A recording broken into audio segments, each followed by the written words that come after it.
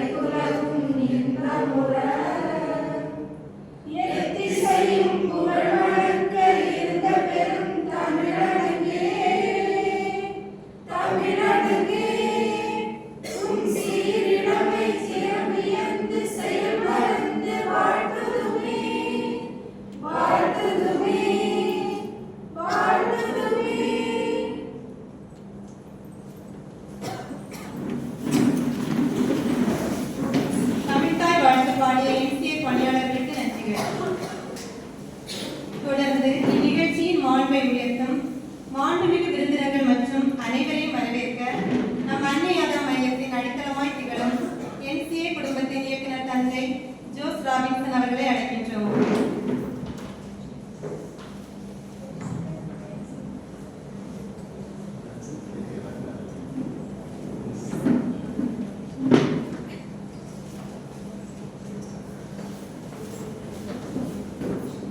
எல்லோருக்கும் அன்பான காலை வணக்கம். நம்முடைய NCA வரலாற்றிலே இது ஒரு மகிழ்கல் என்று சொல்லக்கூடிய அளவுக்கு ஒரு சிறப்பான நிகழ்வுக்கு வந்திருக்கின்ற எல்லோரையும் வரவேற்பதிலே நான் மற்றற்ற மகிழ்ச்சி அடைகின்றேன். ஏன்னா இவ்வளவு நாளும் நம்ம பொதுவான பயிற்சிகள், பொதுவான வழிகாட்டல்கள் அப்படி சொல்றோம். இந்த ஆண்டு முதல் முறையாக துறை சார்ந்த வழிகாட்டுதல் பயிற்சிக்கான திட்டம் போட்டிருக்கிறோம். அதில் முதலாவதாக நாம் எடுத்திருக்கக்கூடிய ஒரு துறை தான் சட்டம். அடுத்து CA இருக்கும், அப்படி ஒன்றா பண்ணிட்டே இருக்கும். ஏனென்றால் இன்று சட்டம் மற்றும் சட்டம் சார்ந்த படிப்புகளுக்கான தேவை மிக மிக அதிகமாக இருக்கிறது. அதை பற்றி முன்பாக பேசுவார்கள். எனவே இந்த நாளுக்கு தலைமை தாங்க வருகின்றவர்கள் நம்முடைய நீதிபதி, நான் அவர்களை அக்கா என்றுதான் சொல்வேன், அக்கா ஜெயந்தி அவர்கள். அவர்கள் பல்வேறு பொறுப்புகள், அவர்கள் சட்டத்துறையிலே ஏற்காத பொறுப்புகள் எதுவில்லை என்ற அளவுக்கு சரியா இன்னொரு ஒரே ஒரு பொறுப்பு அவர்கள் ஏற்க வேண்டும் என்று எங்களுக்கெல்லாம் ஆசை. விரைவிலேயே ஒரு ஆளுநராக வர வேண்டும் இல்லையா? கைதட்டி வாழ்த்தலாம். வாழ்த்தி இந்த நிகழ்வுக்கு அவர்களை வருக வருகவென வரவேற்றுக் கொள்கின்றோம். நம்முடைய மாணவி சபீரா அவர்கள் அவர்களுக்கு பொன்னாடை அணிவித்து அவர்களை வரவேற்பார்கள்.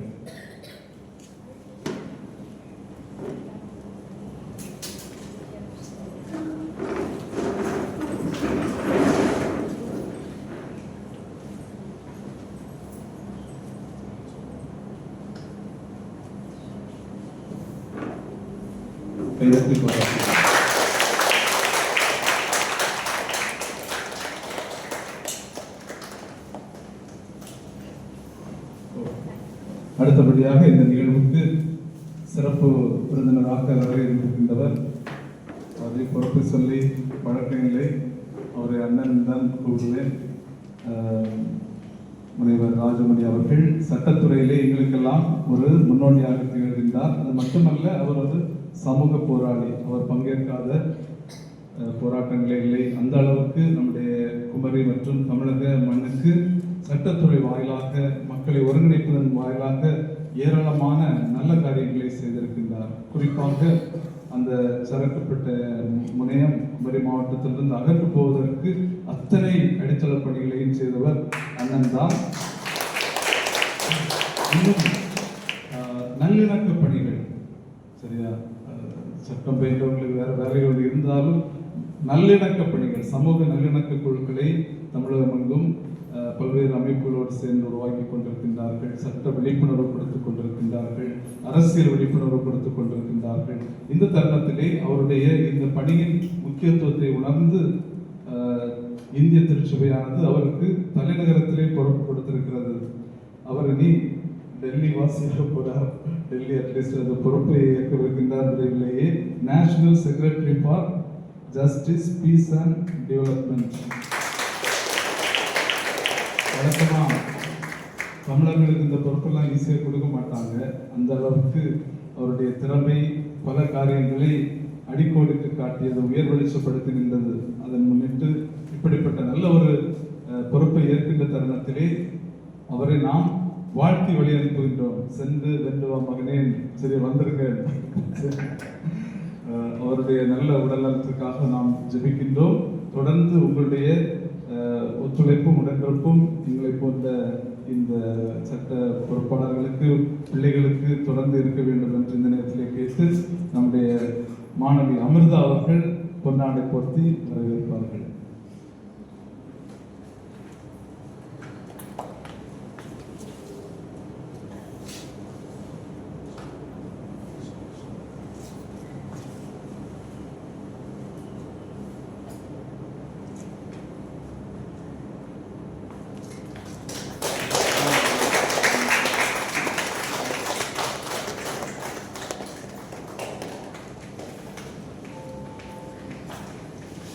அடுத்தபடியாக நம்முடைய வரவேற்புக்கும் பாராட்டுக்கும் உரியவர் நம்முடைய பிள்ளை மாஃபி அவர்கள். பாருங்க, அவர் நம்முடைய அமைப்புக்கு புதியவர் அல்ல, இங்கே வந்திருக்கின்றார்கள், நம்மோடு உறவாடி இருக்கின்றார்கள். ஆனால் மாணவியாக இப்போது அவர் அதிகாரியாக வந்திருக்கின்றார். நம்முடைய குமரி மாவட்டத்திலிருந்து முதன்முறையாக ஐநா சபையில் பல ப்ராஜெக்ட்ஸ் பண்ணியிருக்காங்க. ஆனால் அதனுடைய ஒரு அதிகாரியாக வீட்டிலிருந்து அழகு சேர்க்கின்றவர்கள் செல்வி மாஃபி தேவதாஸ். அதாவது planning and coordination analyst United Nations women. அவங்களுடைய அலுவலகம் இப்போது தாய்லாந்து பேங்காக்கில் இருக்கிறது. மியான்மர் நாட்டு பொறுப்பாளராக இருக்கின்றார். இந்த அளவு பெரிய ஒரு பொறுப்பில் இருந்தாலும் எளிமையாக இல்லையா, பழகி பாருங்கள், அப்போது தெரியும். அப்படிப்பட்ட ஒரு பெரிய ஆளுமை இன்று நம்ம கீழே வந்திருக்கிறது. உங்களுக்கெல்லாம் ஒரு மாபெரும் வாய்ப்பு. அவர்களிடமிருந்து நாம் நிறைய கற்றுக்கொள்ள வேண்டும். இந்த படிப்பை, இந்த நிலையை அடைவதற்கு அவர்கள் எங்கெல்லாம் சென்று படித்தார்கள், அது முக்கியம். ஃபாதர் சொல்லுவாங்க எங்கெல்லாம் போய் படித்தாங்கன்னு சொல்லி, அதெல்லாம் எல்லாருக்கும் சொல்லணும். என்னதான் நம்ம பிள்ளைங்களுக்கு தெரியும். சரியா? அப்படிப்பட்ட ஒரு ஆளுமையை நாம் இந்த நேரத்திலே வரவேற்கின்றோம். நான் நம்முடைய மாணவி ஹசீனா அவர்களை பொன்னாடை போர்த்தி வரவேற்க அனுப்புகிறேன்.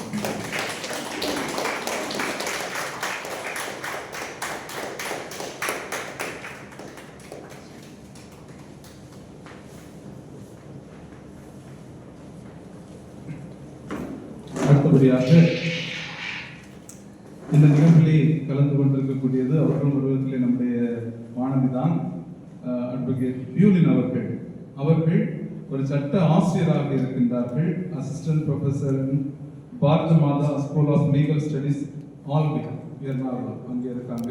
அது மட்டும் இல்லை, அண்மையிலே அவர்கள் சட்டத்திலே நெட் பாஸ் பண்ணியிருக்காங்க. இன்னும் பல்வேறு விதங்களிலே அவர் சட்டத்துறையிலே ஆராய்ச்சி பணிகள் செய்ய இருக்கின்றார்கள். ஆனால் அவங்களுடைய உண்மையான ஆசை என்னன்னா யூபிஎஸ்சி கிராக் பண்ணணும். சரியா? அதையும் விட்டுறாதுங்க, சின்ன பிள்ளைதான். சரியா?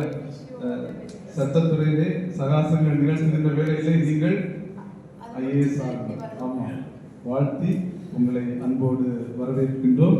எங்களுடைய ஒருங்கிணைப்பாளர் செல்வி பியூலா அவர்கள் பொன்னாடை போர்த்தி வரவேற்பார்.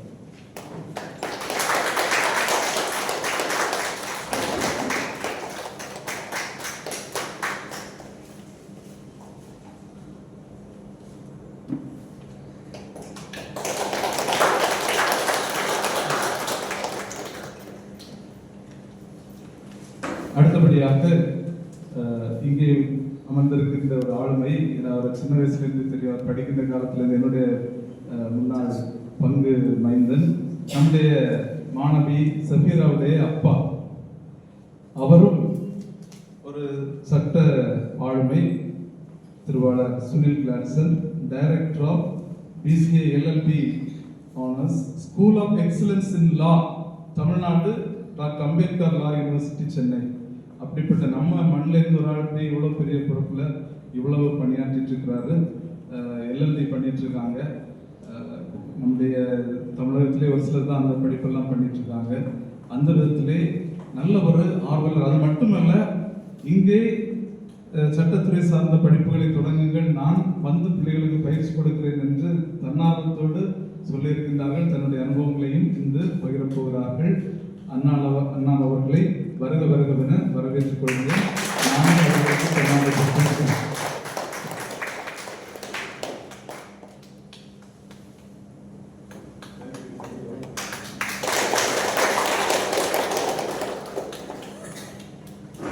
அடுத்தபடியாக இந்த பணிகளை எல்லாம் இந்த அமர்வை திட்டமிட்டு வழிநடத்தக்கூடிய செல்வி பியூலா மற்றும் அவரோடு ஒருங்கிணைந்த நம்முடைய அனைத்து NCA பணியாளர்களையும் கரவொலி சேர்த்து அன்போடு வரவேற்றுக் கொள்கின்றோம். அடுத்து அன்பு சட்டத்தரணிகளே, மாணவிகளே, மாணவர்களே, மாணவிகள் தான் நிறைய இருக்காங்க இல்லையா? எனக்கு இந்திரா பானர்ஜி முன்னாள் தலைமை நீதிபதி சொன்னது ஞாபகம் இருக்கு. ஸ்டெல்லா மேரிஸ் சென்னையில் ஒரு மீட்டிங் நடந்தது. அதில் இந்திரா பானர்ஜி பேசினாங்க. எனக்கு கலந்து கொள்ள வாய்ப்பு கிடைத்தது. பிள்ளைகளை நீதிமன்றங்கள் யாரையாட்டையும் சொல்லாங்க, அடிச்சு போட முடியாது. நீதிமன்றங்கள் ஆகிட்டு இருக்காங்க. அக்கா கோச்சு கூடாது. நீதிமன்றங்கள் ஆகிட்டு இருக்கின்றன. நீதிமன்றங்களாக இருக்க வேண்டும் என்றால் பெண் குழந்தைகள் நீதிபதிகளாக வர வேண்டும் என்று அன்றைக்கு சொன்னாங்க. அது இன்றைக்கு அந்த லட்சிய கனவு நிறைவேறது எல்லாம் பெருவாரியாக பெண் குழந்தைகள் வந்திருக்கிறீர்கள். உங்களை அன்போடு பாராட்டுகின்றேன். உங்கள் மூலம் நீதித்துறை தலை தோங்க வேண்டும் என்று வாழ்த்தி இந்த நிகழ்வுக்கு அன்போடு வருக வருகவென வரவேற்றுக் கொள்கின்றேன். அடுத்தபடியா உங்களை அனுப்பி வைத்த பெற்றோர், ஒரு சில பெற்றோர் வந்திருக்கிறீங்க, நிறைய பேர் கொண்டுட்டு போனாங்க. எனக்கு பெரிய ஒரு சவாலாக இருக்கிறது பெற்றோர் தான்.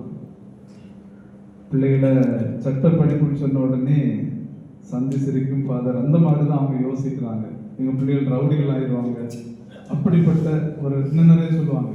ஒரு தவறான எண்ணம். அதையெல்லாம் நீங்கள் உடைத்து காட்ட வேண்டும். நாம் சேர்ந்து உடைத்து காட்டுவோம். சரி, இருந்தாலும் நம்பி உங்களை அனுப்பி வைத்த பெற்றோருக்கு நன்றி சொல்லி அவர்களையும் வரவேற்றுக் கொள்கின்றேன். உங்களை உற்சாகமூட்டிய ஆசிரியர் பெருமக்கள், உங்களுடைய பள்ளி கல்லூரி பொறுப்பாளர்கள் எல்லோருக்கும் நன்றி கூறி வரவேற்கின்றேன். இந்த நாளை முழுமையாக பயன்படுத்திக் கொள்ளுங்கள். சரி, இங்கே வந்திருக்கக்கூடிய ஆளுமைகளை அடிக்கடி பார்க்க முடியாது. அவர்களிடமிருந்து கற்றுக்கொள்ளுங்கள், பெற்றுக்கொள்ளுங்கள். நீங்களும் சாதித்து காட்டுங்கள், சரித்திரம் படையுங்கள் என்று உங்களை அன்போடு வாழ்த்தி அவைக்கு வழிவிட்டு விடைபெறுகிறேன்.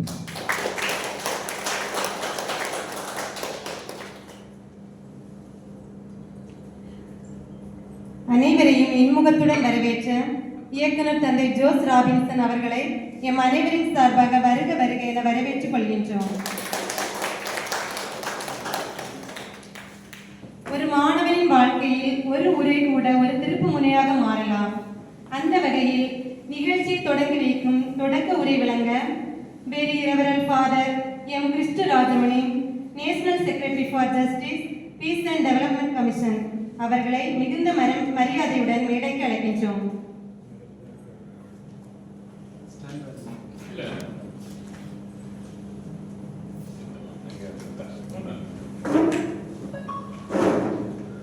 Good morning.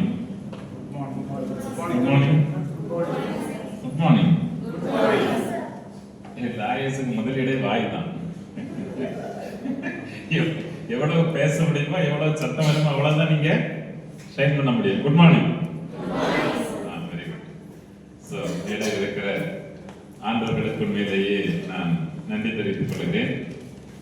இந்த எளிய இடத்திற்கு ஆனா ஒரு காலத்தில் இதுவும் சரித்திரம் படைக்கக்கூடிய ஒரு இடம். அதனால நீங்க பெருமைப்படுத்த அளவுக்கு எங்களுடைய பிள்ளைகள் வருவார்கள். வருவீங்களா?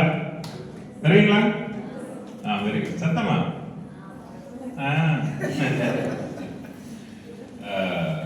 இன்றைக்கு மேடையில் ஒவ்வொருவரையும் அறிமுகப்படுத்தியது போல உங்களையும் ஒரு நாள் ஏதாவது ஒரு உயரத்தில் அறிமுகப்படுத்த வேண்டும் என்பதுதான் அன்பு தந்தை ஃபாதர் ராபின்சனுடைய ஆசையாக இருக்கிறது, அவருடைய ஜெபமாக இருக்கிறது, அவருடைய வாழ்த்துதலாக இருக்கிறது. இவ்வளவு பெரிய கனவை சுமக்கிற அவருக்கு நாம் கண்டிப்பாக நன்றி செலுத்த வேண்டும். அப்படிதானே? நமக்காக அவர் கனவு காண்கிறார். அவருடைய கனவை நினைவாக்குகிற பொறுப்பு நம்மிடத்தில் இருக்கிறது. எனவே அவருக்கு நாம் கனவில் எழுப்பி அவருடைய இந்த அயராத சேவைக்காக நாம் கண்டிப்பாக நன்றி செலுத்துகிறோம். நான் மிகவும் பெருமைப்படுகிற அன்பு தம்பிகளில் அவரும் ஒருவர். அவரும் ஆக்சுவலா வழக்கறிஞர். சரியா? அவர் லா முடிச்சிருக்கிறாரு. ஆனா பிராக்டிஸ் பண்ணல. ஆனா பிராக்டிஸ் பண்றதை விட ஒருவேளை நீதிமன்றங்கள் இன்று பல நேரங்களில் நீதியை துளைத்து விட்டதால் இப்படிப்பட்டவர்களை உருவாக்குகிற நீதியை, சமூக நீதியை அவர் தன்னுடைய பணியாக செய்து கொண்டிருக்கிறார். அதனாலதான் அவரை வாழ்த்துவதற்காக நான் ஆக்சுவலா நேற்று சென்னையில் ஒரு மிகப்பெரிய ஒரு கூட்டத்தில் இருந்தேன். அங்கே பேசுவதற்காக அழைத்திருந்தார்கள். ஒரு எக்யூமெனிக்கல் மீட்டிங். அதுல எல்லா Roman Catholic bishops, CSI bishops, மோகன் சி லாசரஸ், வாழ்த்து நகரன் எல்லாருமே இருந்த ஒரு மீட்டிங். உங்களுக்காக நைட்டோட நைட்டா ஃபிளைட் பிடிச்சு வந்திருக்கேன். So I reached here around 2 o'clock. ஏனென்றால் அவ்வளவு உங்கள் மீது அன்பும் பாசமும் வைத்திருக்கிற அன்பு தம்பி ராபின் அவர்களுக்காக இதை கூட செய்யலைன்னா ஏன் பிறந்ததான் என் பயணம் இல்லையே அப்படிங்கிறது. உங்களை பார்க்கறதுல ரொம்ப சந்தோஷம்.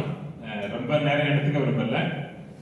ஜஸ்ட் எனக்கு இந்த லா படிச்சதுனால என்ன கிடைச்சிச்சு அப்படிங்கறது மட்டும். எனக்கு என்ன கிடைச்சிச்சு, எனக்கு காரணம் என்ன அப்படிங்கிறது. நானும் எல்லாரையும் போல ஆசைப்பட்டு ஒரு குருவானவராக ஒரு படிச்சு சாமியாராகி வந்தேன்.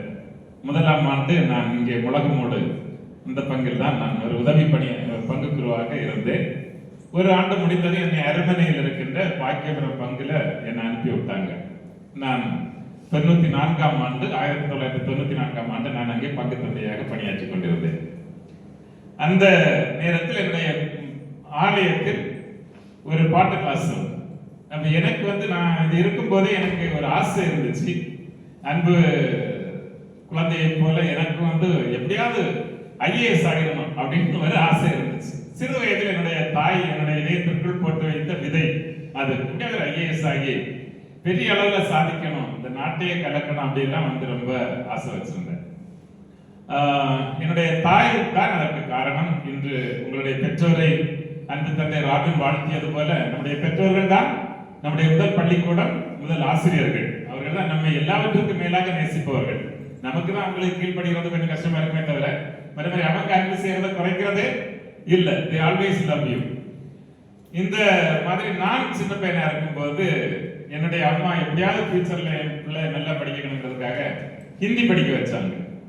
நான் ஸ்கூலுக்கு போறதுக்கு முன்னாடி நான் ஹிந்தி கிளாஸுக்கும் போகணும். நான் 9th படிக்கும் போதே ஹிந்தியில பிஏ முடிச்சிட்டேன். அது விசாரத்து பூர்வா அப்படின்னு சொல்லிட்டு. ஸோ 9th படிக்கும் போது எங்க அப்பா இறந்து போனாரு. அதோட என்னுடைய படிப்பு நின்று போனது, ஹிந்தி நின்று போச்சு. ஆனால் எங்க அம்மா என்ன ஃபியூச்சர்ல நல்லா படிக்க வைக்கணுங்கிறதுக்காக இன்னொரு டெக்னிக் ஃபாலோ பண்ணுவாங்க. எங்க வீட்டுல நாங்க 10 பிள்ளைங்க, நான் தான் கடைசி பையன். அதனால பிரேக்ஃபாஸ்ட் தரதுக்கு முன்னாடி எங்க அம்மா என்ன அந்த டைம்ல எங்க வீட்டுல தினத்தந்தி பேப்பர் வரும். எல்லாருக்கும் சாப்பாடு கொடுத்தாலும் எனக்கு தர மாட்டாங்க. எனக்கு ஒரு கண்டிஷன் உண்டு. என்னன்னா தினத்தந்தி பேப்பரை வாசித்து முக்கியமான தலைப்பு செய்தியில் எங்க அம்மாட்ட நான் ஒப்புவிக்கணும். சொன்ன பிறகுதான் எனக்கு சாப்பாடு தருவாங்க. கஞ்சியோ கிழங்கோ மீனோ எதுனாலும் சரி, அது அப்பதான் கிடைக்கும். ஏன்னா என் பிள்ளை பின்னாடி ராஜா மாதிரி இருக்கணும் அப்படிங்கிறது என்னுடைய தாயினுடைய ஆசையாக இருந்தது. அதனால எனக்கும் அந்த எப்படியாவது ஃபியூச்சர்ல ஒரு கலெக்டராக ஒரு ஆசை இருந்துச்சு. ஆனா பாதை திருப்பி நான் ஒரு அருட்பணியாளராக ஒரு சாமியாராக மாறினேன். மாறி நான் அரண்மனைக்கு போகும்போது தான் என்னுடைய பங்கிலே ஒரு மிக மிக ஏழை குடும்பம். ஏழை குடும்பம் எப்படின்னு சொன்னா உங்களுக்கு தெரியும், நம்முடைய குடும்பங்கள் ஏழையாவதற்கு மிகப்பெரிய காரணம் நம்முடைய அப்பா அம்மாவுடைய குடிப்பழக்கம், போதை பழக்கம் தான். எனவே அந்த வீட்டிலே அதை ஒரு ரப்பர் பால் வெட்டுகிற தொழிலாளி, அவருக்கு வந்து 24 மணி நேரமும் குடிதான் அவருடைய ஒரே தொழிலாக இருந்தது. அந்த அம்மா ரொம்ப பாவம், 5 பெண் குழந்தைகள். அப்ப அவங்களுக்கு நிலைமை சொந்தமா கிடையாது. அரண்மனை பகுதியில் ஒரு ஆள் ஒரு 40 ஏக்கர் ரப்பர் வச்சிருந்தார். அந்த ரப்பர் எஸ்டேட்டை பார்க்கிற ஒரு கூலி குடும்பமாக இவர்கள் அங்கே உட்கார வைக்கப்பட்டிருந்தார்கள். 1 சென்ட் நிலம் அவர்களுக்கு அவர்கள் ஒதுக்கி கொடுத்திருந்தார்கள். அங்க இருந்து அந்த நிலையெல்லாம் பார்க்கணும். அந்த 1 சென்ட் நிலத்துல 5 பிள்ளைகளோடு கணவன், பிறகு இந்த கோழி, ஆடு இதெல்லாம் வச்சுட்டு அந்த அம்மா வந்து ஒரு மிக மிக கஷ்டமான ஒரு வாழ்க்கையான தன்னுடைய பிள்ளைகளை எப்படியாவது நல்லபடியா கரை சேர்க்கணும் என்கிற ஒரு ஆர்வத்தில் அவங்க அந்த குடும்பத்தை பராமரித்துக் கொண்டிருந்தார்கள். பாவமா இருக்கும். காலையில விறகு பொறுக்க போய் அந்த பகுதிகளில் அந்த 6 காணி 10 காணி இந்த பகுதியில் போய் காட்டில விறகு கொண்டு வந்து அரண்மனை சந்தையில விட்டு அதுல கிழங்கு இந்த அரிசி எல்லாம் வாங்கிட்டு போய் அந்த பிள்ளைகளுக்கு சாப்பாடு போட்டு அப்புறம் கோழி வளர்த்து அதுல கிடைக்கிற ஒரு முட்டை அதை வித்து இந்த மாதிரி எல்லாம் அவ்வளவு கஷ்டப்பட்ட ஒரு வாழ்க்கை. அந்த மூத்த பெண் அது வந்து எங்களுடைய பாட்டு கிளாஸ்ல இருந்துச்சு. மிக அருமையான பெண். வறுமை அவர்களுக்கு உச்சத்தில் இருந்தாலும் அவளுடைய குரல் வளம் என்பது கடவுள் அவளுக்கே கொடுத்த ஒரு நல்ல இடத்துல சென்னை இந்த மாதிரி இடத்துல எல்லாம் பிறந்திருந்தா சுசீலா எல்லாம் அவன் பிச்சை வாங்கித்தான் போயிருக்கணும். அந்த அளவுக்கு இனிமையான குரல் வளம். அப்போ 18 வயது முடிந்த மறுநாள் அவனுடைய தாயார் இடத்திலே வருகிறார்கள். வந்து என்கிட்ட கேட்கிறாங்க, அதாவது பாரு என் பொண்ணுக்கு கல்யாணம் நிச்சயம் பண்ணிருக்கோம். அதுக்கு முந்தின நாள் வரைக்கும் நான் அதை பாவாடை தாவணியோட தான் அந்த காலையத்திலே பார்த்திருக்கிறேன். அவ்வளவு சின்ன பெண். நான் சரி என்னம்மா இப்ப என்ன அவசரம் அப்படின்னு, இல்லப்பா அதுக்கு பின்னாடி இன்னும் 4 பொண்ணு இருக்கு அப்படின்னு சொல்லி அதனால நாங்க கட்டி கொடுத்தோம். அப்ப நான் சொன்னேன் சரி மாப்பிள்ளை அப்படின்னு சொல்லிட்டு கொஞ்சம் குடிப்பாராம், ஆனா வரதட்சணை வேண்டாம்னு சொல்லியிருக்காங்க. அவ்வளவு அழகான பெண், அழகாக பாடக்கூடிய பெண், வேண்டாம் அப்படின்னு சொல்லிட்டு கொஞ்சம் குடிப்பார். அதை தவிர வேற எதுவும் எனக்கு நகையோ எதுவும் வேண்டாம், நீங்க அவளை அனுப்பினா போதும் அப்படின்னு சொன்னார். சோ நானும் சொல்லி பார்த்தேன், அவங்கள கன்வின்ஸ் பண்ண முடியல.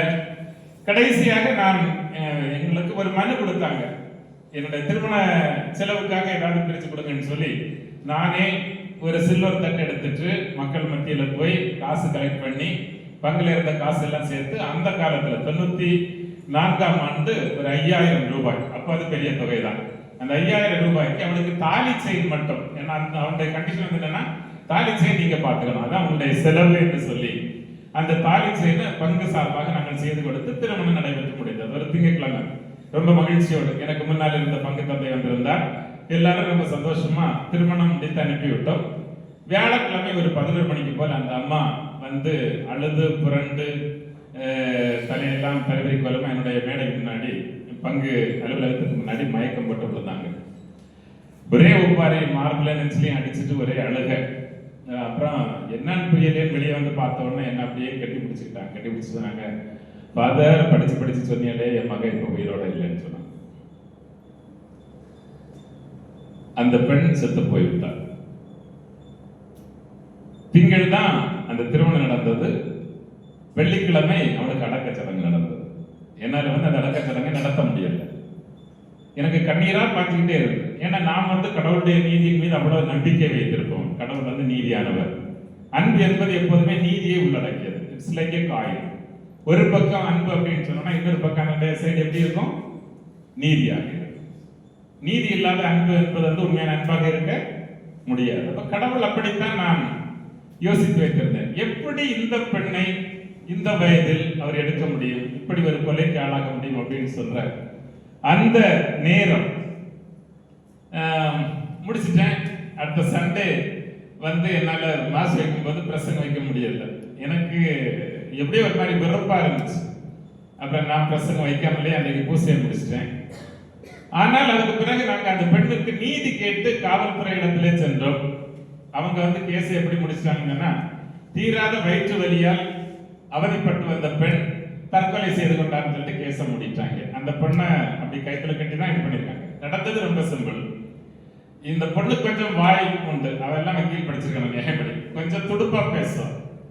அந்த மாமியார் வந்து நீ பிச்சைக்காரி தானே என்ற ஒரு வார்த்தையை சொல்ல, பக்கத்து வீட்டுக்காரங்களுடைய வெர்ஷன் அது, பிச்சைக்காரி தானே நீ என்னத்தை கொண்டு வந்த எங்க அப்படின்னு சொல்லிட்டு இவளை தாரமாரா பேச, ஆமா நீ மட்டும் பெரிய கோடீஸ்வரியான்னு இந்த பொண்ணு திருப்பி கேட்கும்போது இந்த பையன் வாங்கி ஒத்த அடி அடிச்ச அடியில வந்து இந்த பொண்ணு போய் தலைக்கெல்லாம் விட அந்த உங்களுக்கு தெரியும் அந்த நம்முடைய சைடெல்லாம் கட்டில வந்து மேல இந்த கூழ் மாதிரி இந்த மரத்துல செதுக்கி வச்சிருப்பாங்க, அதுல அடிபட்டு ஸ்பாட்ல ஷீட் ஆகி அப்படியே கட்டி தொங்க விட்டாங்க. போலீஸ் ஸ்டேஷன் போனோம், கிடைக்கல.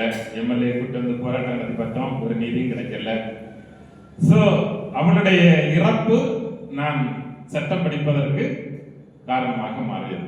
போராட்டம் நடத்துகிற பொழுது அந்த காவல்துறை அந்த போராட்டத்தை ஒடுக்க பார்த்தது. அதுல முன்னணியில் இருந்த ஒரு இளைஞன், கிறிஸ்டோபர் என்கிற ஒரு இளைஞன், அந்த வீட்டுல 4 பெண்கள், இந்த ஒரு பையன். அவங்க அம்மாவிட்ட போய் சொல்லியிருக்காங்க, உன் மகன் உயிரோட இருக்கணும்னு சொன்னா அவனை இங்க இருந்து ஊர்ல இருந்து வெளியே அனுப்பிடுங்க அப்படின்னு சொல்லிட்டு, இல்லைன்னா கொண்டு போடுவாங்க போலீஸ். அந்த அம்மா என் காலில் வந்து விழுந்தாங்க, ஃபாதர் நீங்க வந்து இந்த ஊரை விட்டு போயிருங்க, எனக்கு கடவுள் தந்திருக்கிறது ஒரே ஒரு ஆண் பிள்ளை, அவனையும் போலீஸ் கொண்டு போட்டு நீங்க போயிருங்கன்னு சொல்லி காலில் விழுந்து கதறினார்கள். அப்போதுதான் சட்டம் படிக்க வேண்டும் என்கிற உண்மையான முனைப்பு, அதுக்கு முன்னாடி பல ஆசையெல்லாம் உண்டு, ஆனால் அந்த தேவை எனக்கு ஏற்பட்டதை நான் உணர முடிந்தது. ஏன்னா என்னை நம்பி இருக்கிற மக்களை என்னால் காவல்துறையிடமிருந்து, அரசின் கொடூரத்திலிருந்து காப்பாற்ற முடியாத ஒரு சூழல் இருக்கிற பொழுது கண்டிப்பாக சட்டம் தேவை அப்படின்னு சொல்லி ஒரு பெரிய ஆர்ப்பாட்டத்துக்கு பிறகு கலெக்டரேட்ல பேச்சுவார்த்தை நடைபெற்றது. கலெக்டரேட்ல இருந்த டிஎஸ்பி எழுதி கோபத்தில் என்கிட்ட கத்தினார், சார் நீங்க வந்து புல்பிட்ல நின்று பேசுறதுக்காக மட்டும் படிச்சிருக்கீங்க, நீங்க அங்க நில்லுங்க sir, don't come to the street, street எங்களுடையது அப்படின்னு சொன்னார். நீங்கள் பீடத்தில் இருப்பதற்காக படித்திருக்கிறீர்கள், நீங்க அங்க போங்க, தெரு எங்களுடையது, தெருவை பார்க்க வேண்டியது எங்களுடைய பொருள், நீங்க வராத அப்படின்னு சொன்னார். So நான் அவர்கிட்ட சொன்னேன், okay I will be prepared one day that I will be both in the altar and the street அப்படின்னு சொன்னேன். பீடத்திலே நான் நிற்க முடியும், தெருவிலே நிற்க முடியும், அதற்கு நான் தயாரித்து வருகிறேன் அப்படின்னு சொல்லி தான் அந்த சட்டம் முடிஞ்சிச்சு. அவளுக்கு நீதி கடைசி வரை கிடைக்கவில்லை, ஆனால் நான் சட்டம் படித்தேன். நான் லா படிக்க போனேன். அப்போ நான் படிச்சது வந்து 96ஆம் ஆண்டு. அப்போ என்ட்ரன்ஸ் வந்து அப்போ அவங்க இருக்கிற மாதிரி தமிழகத்தெல்லாம் மெசேஜ் இதெல்லாம் கிடையாது. நமக்கு 8 அரசு சட்டக்கல்லூரிகள் மட்டும் தமிழகத்தில் வந்து, தமிழகம் அப்ப மிக புகழ்பெற்ற பல்வேறு வழக்கறிஞர்களை காலம் காலமாக உருவாக்கிய மாபெரும் ஒரு வரலாற்று சாதனை புரிந்தது தமிழக சட்டக்கல்லூரிகள். அப்போ அதுல நான் வந்து திருச்சி சட்டக்கல்லூரியில் ஜாயின் பண்ணேன். என்ட்ரன்ஸ் எக்ஸாம் எழுதினேன். அன்றைய ராத்திரி அழுத முதல் தடவை. எங்க அப்பா இருந்ததுக்கு பிறகு அன்னைக்கு அழுது, ஏன்னா நல்லபடியா பரிசு எழுதிட்டு வந்தேன், ரொம்ப சூப்பரா எழுதினேன். என்ட்ரன்ஸ் எப்படி 100க்கு 98 வரை கிடைக்கும்னு நான் எதிர்பார்த்திருந்தேன். ஆனா அந்த பிசி கோட்டாலே என்னுடைய நம்பரே காணும். எனக்கு அரண்டேன், கடவுளை என்ன எப்படி முடியவே முடியாது, குறைந்த மினிமம் 98 அப்படின்னு சொல்லி. அப்புறம் அழுதுச்சு. எங்க வீட்டுல அத்தா போன் பண்ணி கேட்டாரு, அத்தா என்ட்ரன்ஸ் எழுதிருக்கீங்களே என்னாச்சு அப்படின்னு சொல்லிச்சு. அப்படியே அத்தா நான் பேப்பர் பார்க்கல அப்படின்னு போய் சொல்லிட்டேன். கண்ணீரா வந்துச்சு. அப்ப என்னுடைய அண்ணன் திருச்சியில இருந்து கூப்பிட்டு, தம்பி கங்க்ராச்சுலேஷன்ஸ், உனக்கு என்ட்ரன்ஸ்ல சூப்பரா பண்ணிருக்கே, பாஸ் பண்ணிருக்க அப்படின்னு. அதிர்ச்சி, ஆனாலும் காட்டல. நான் சொன்னேன், அப்படியே அண்ணா வந்திருக்கா நம்பர் அப்படின்னு கேட்டேன். ஆமாமா உனக்கு ஓசியிலே இருக்கு பாரு அப்படின்னா. நான் ஏன்னா எங்களுடைய நாங்க எல்லாரும் மெரிட்ல இருக்கிறதுனால அது ஓசியில பார்த்த பிறகுதான் ஒரு திருப்தி. அப்புறம் தான் தெரியும், மாநிலத்தில் நான் 5வது இடம் பெற்றிருந்தேன் அன்றைக்கு 1996. அங்கே இருந்து நான் திருச்சி சட்டக்கல்லூரி, ஆனால் எங்க பங்கு தந்தை அருமனையில போக முடியாது. கலைஞர் ஆட்சிக்கு வந்த உடனே திருநெல்வேலி சட்டக்கல்லூரியை தொடங்கினார் 96ஆம் ஆண்டு. எனவே எங்களுக்கு எல்லாம் ஃபர்ஸ்ட் ப்ரிஃபரன்ஸ். நாங்க தமிழ்நாட்டில் எந்த காலேஜ் நாங்க வேணா சூஸ் பண்ணிக்கலாம் மெரிட்ல இருந்ததுனால. ஸோ நான் உடனே திருநெல்வேலிக்கு ஜாயின் பண்ணேன். ஸோ திருநெல்வேலி சட்டக்கல்லூரியினுடைய முதல் பேட்ச் மாணவிகள் நாங்க ஒரு 80 பேர். ஸோ நல்ல சிறப்பாக இருந்தது. எங்களுடைய கல்லூரியில் தலை சிறந்த பேராசிரியர்களை தமிழக அரசு அனுப்பி வைத்தது அந்த 80 பேர். நான் எதுக்காக அதை சொல்றேன் என்னன்னா, அடுத்து கலைஞர், அம்பேத்கர் இந்த ஸ்பெஷல் லா யூனிவர்சிட்டி தொடங்க முயற்சித்த பொழுது அதற்கு முதல்ல ரெஜிஸ்ட்ராரா போனவர் என்னுடைய ப்ரொஃபசர் முகமது இக்பால், அவர் போனார். இதுவரைக்கும் வைஸ் சான்சலர் இருந்தவர் என்னுடைய பேராசிரியர் சந்தோஷ்குமார். இவங்கள்ட்ட தான் நாங்க படிச்சோம். இவர்கள் தான் அந்த சட்ட பல்கலைக்கழகத்தினுடைய பெரிய ஆளுமைகளாக இருந்தவர்கள் 3 பேர். முதல்ல காந்தி அப்படின்னு சொல்லிட்டு இவங்க எல்லாரும் என்னுடைய ப்ரொஃபஸரா இங்க இருந்தவங்க. அப்புறம் முடிச்சிட்டு நான் சென்னை பல்கலைக்கழகத்தில் என்னுடைய எம்எல் படிக்க போனேன். அது இந்திய அரசியலமைப்பு சட்டம். ஏன்னா எனக்கு ரைட்ஸ் பற்றி தான் படிக்கணும்னு பயங்கர ஆசை, ஹியூமன் ரைட்ஸ்ல தான் ஸ்பெஷலைஸ் பண்ணணும்னு பயங்கர ஆசை. இன்னுமே இந்த சமூகத்தை உண்டு இல்லைன்னு பண்ணணுங்கிறது ஒரு பெரிய வெறியாவே மாறி போச்சு. So I thought I will go for Indian constitution. அப்போ அது மெட்ராஸ் யூனிவர்சிட்டியில் மட்டும் உண்டு. அந்த யூனிவர்சிட்டி நீங்க ஞாபகம் வச்சுக்கணும், 1872ஆம் ஆண்டு பிரிட்டிஷாரால் இந்தியாவில் உருவாக்கப்பட்ட முதல் பல்கலைக்கழகம் சென்னை பல்கலைக்கழகம், இந்த யூனிவர்சிட்டி ஆஃப் மெட்ராஸ். அதுல அவங்க உருவாக்குனதே சட்டம் படிப்பதற்காக, அந்த டிபார்ட்மெண்ட்டுக்காக தான் அவங்க உருவாக்குறாங்க. அதுல தான் நான் எம்எல் படிச்சேன். ஆனா ஒரு சின்ன சிக்கல் என்னன்னா, ஆல் இந்தியா லெவல்ல அதுக்கு வந்து போட்டி இருக்கும். அந்த யூனிவர்சிட்டியில படிக்கிறதுக்கு 50 ஸ்டூடெண்ட்ஸ் தான் அலௌடு. குறைஞ்சது 2000 அப்ளிகேஷன் இருக்கும்.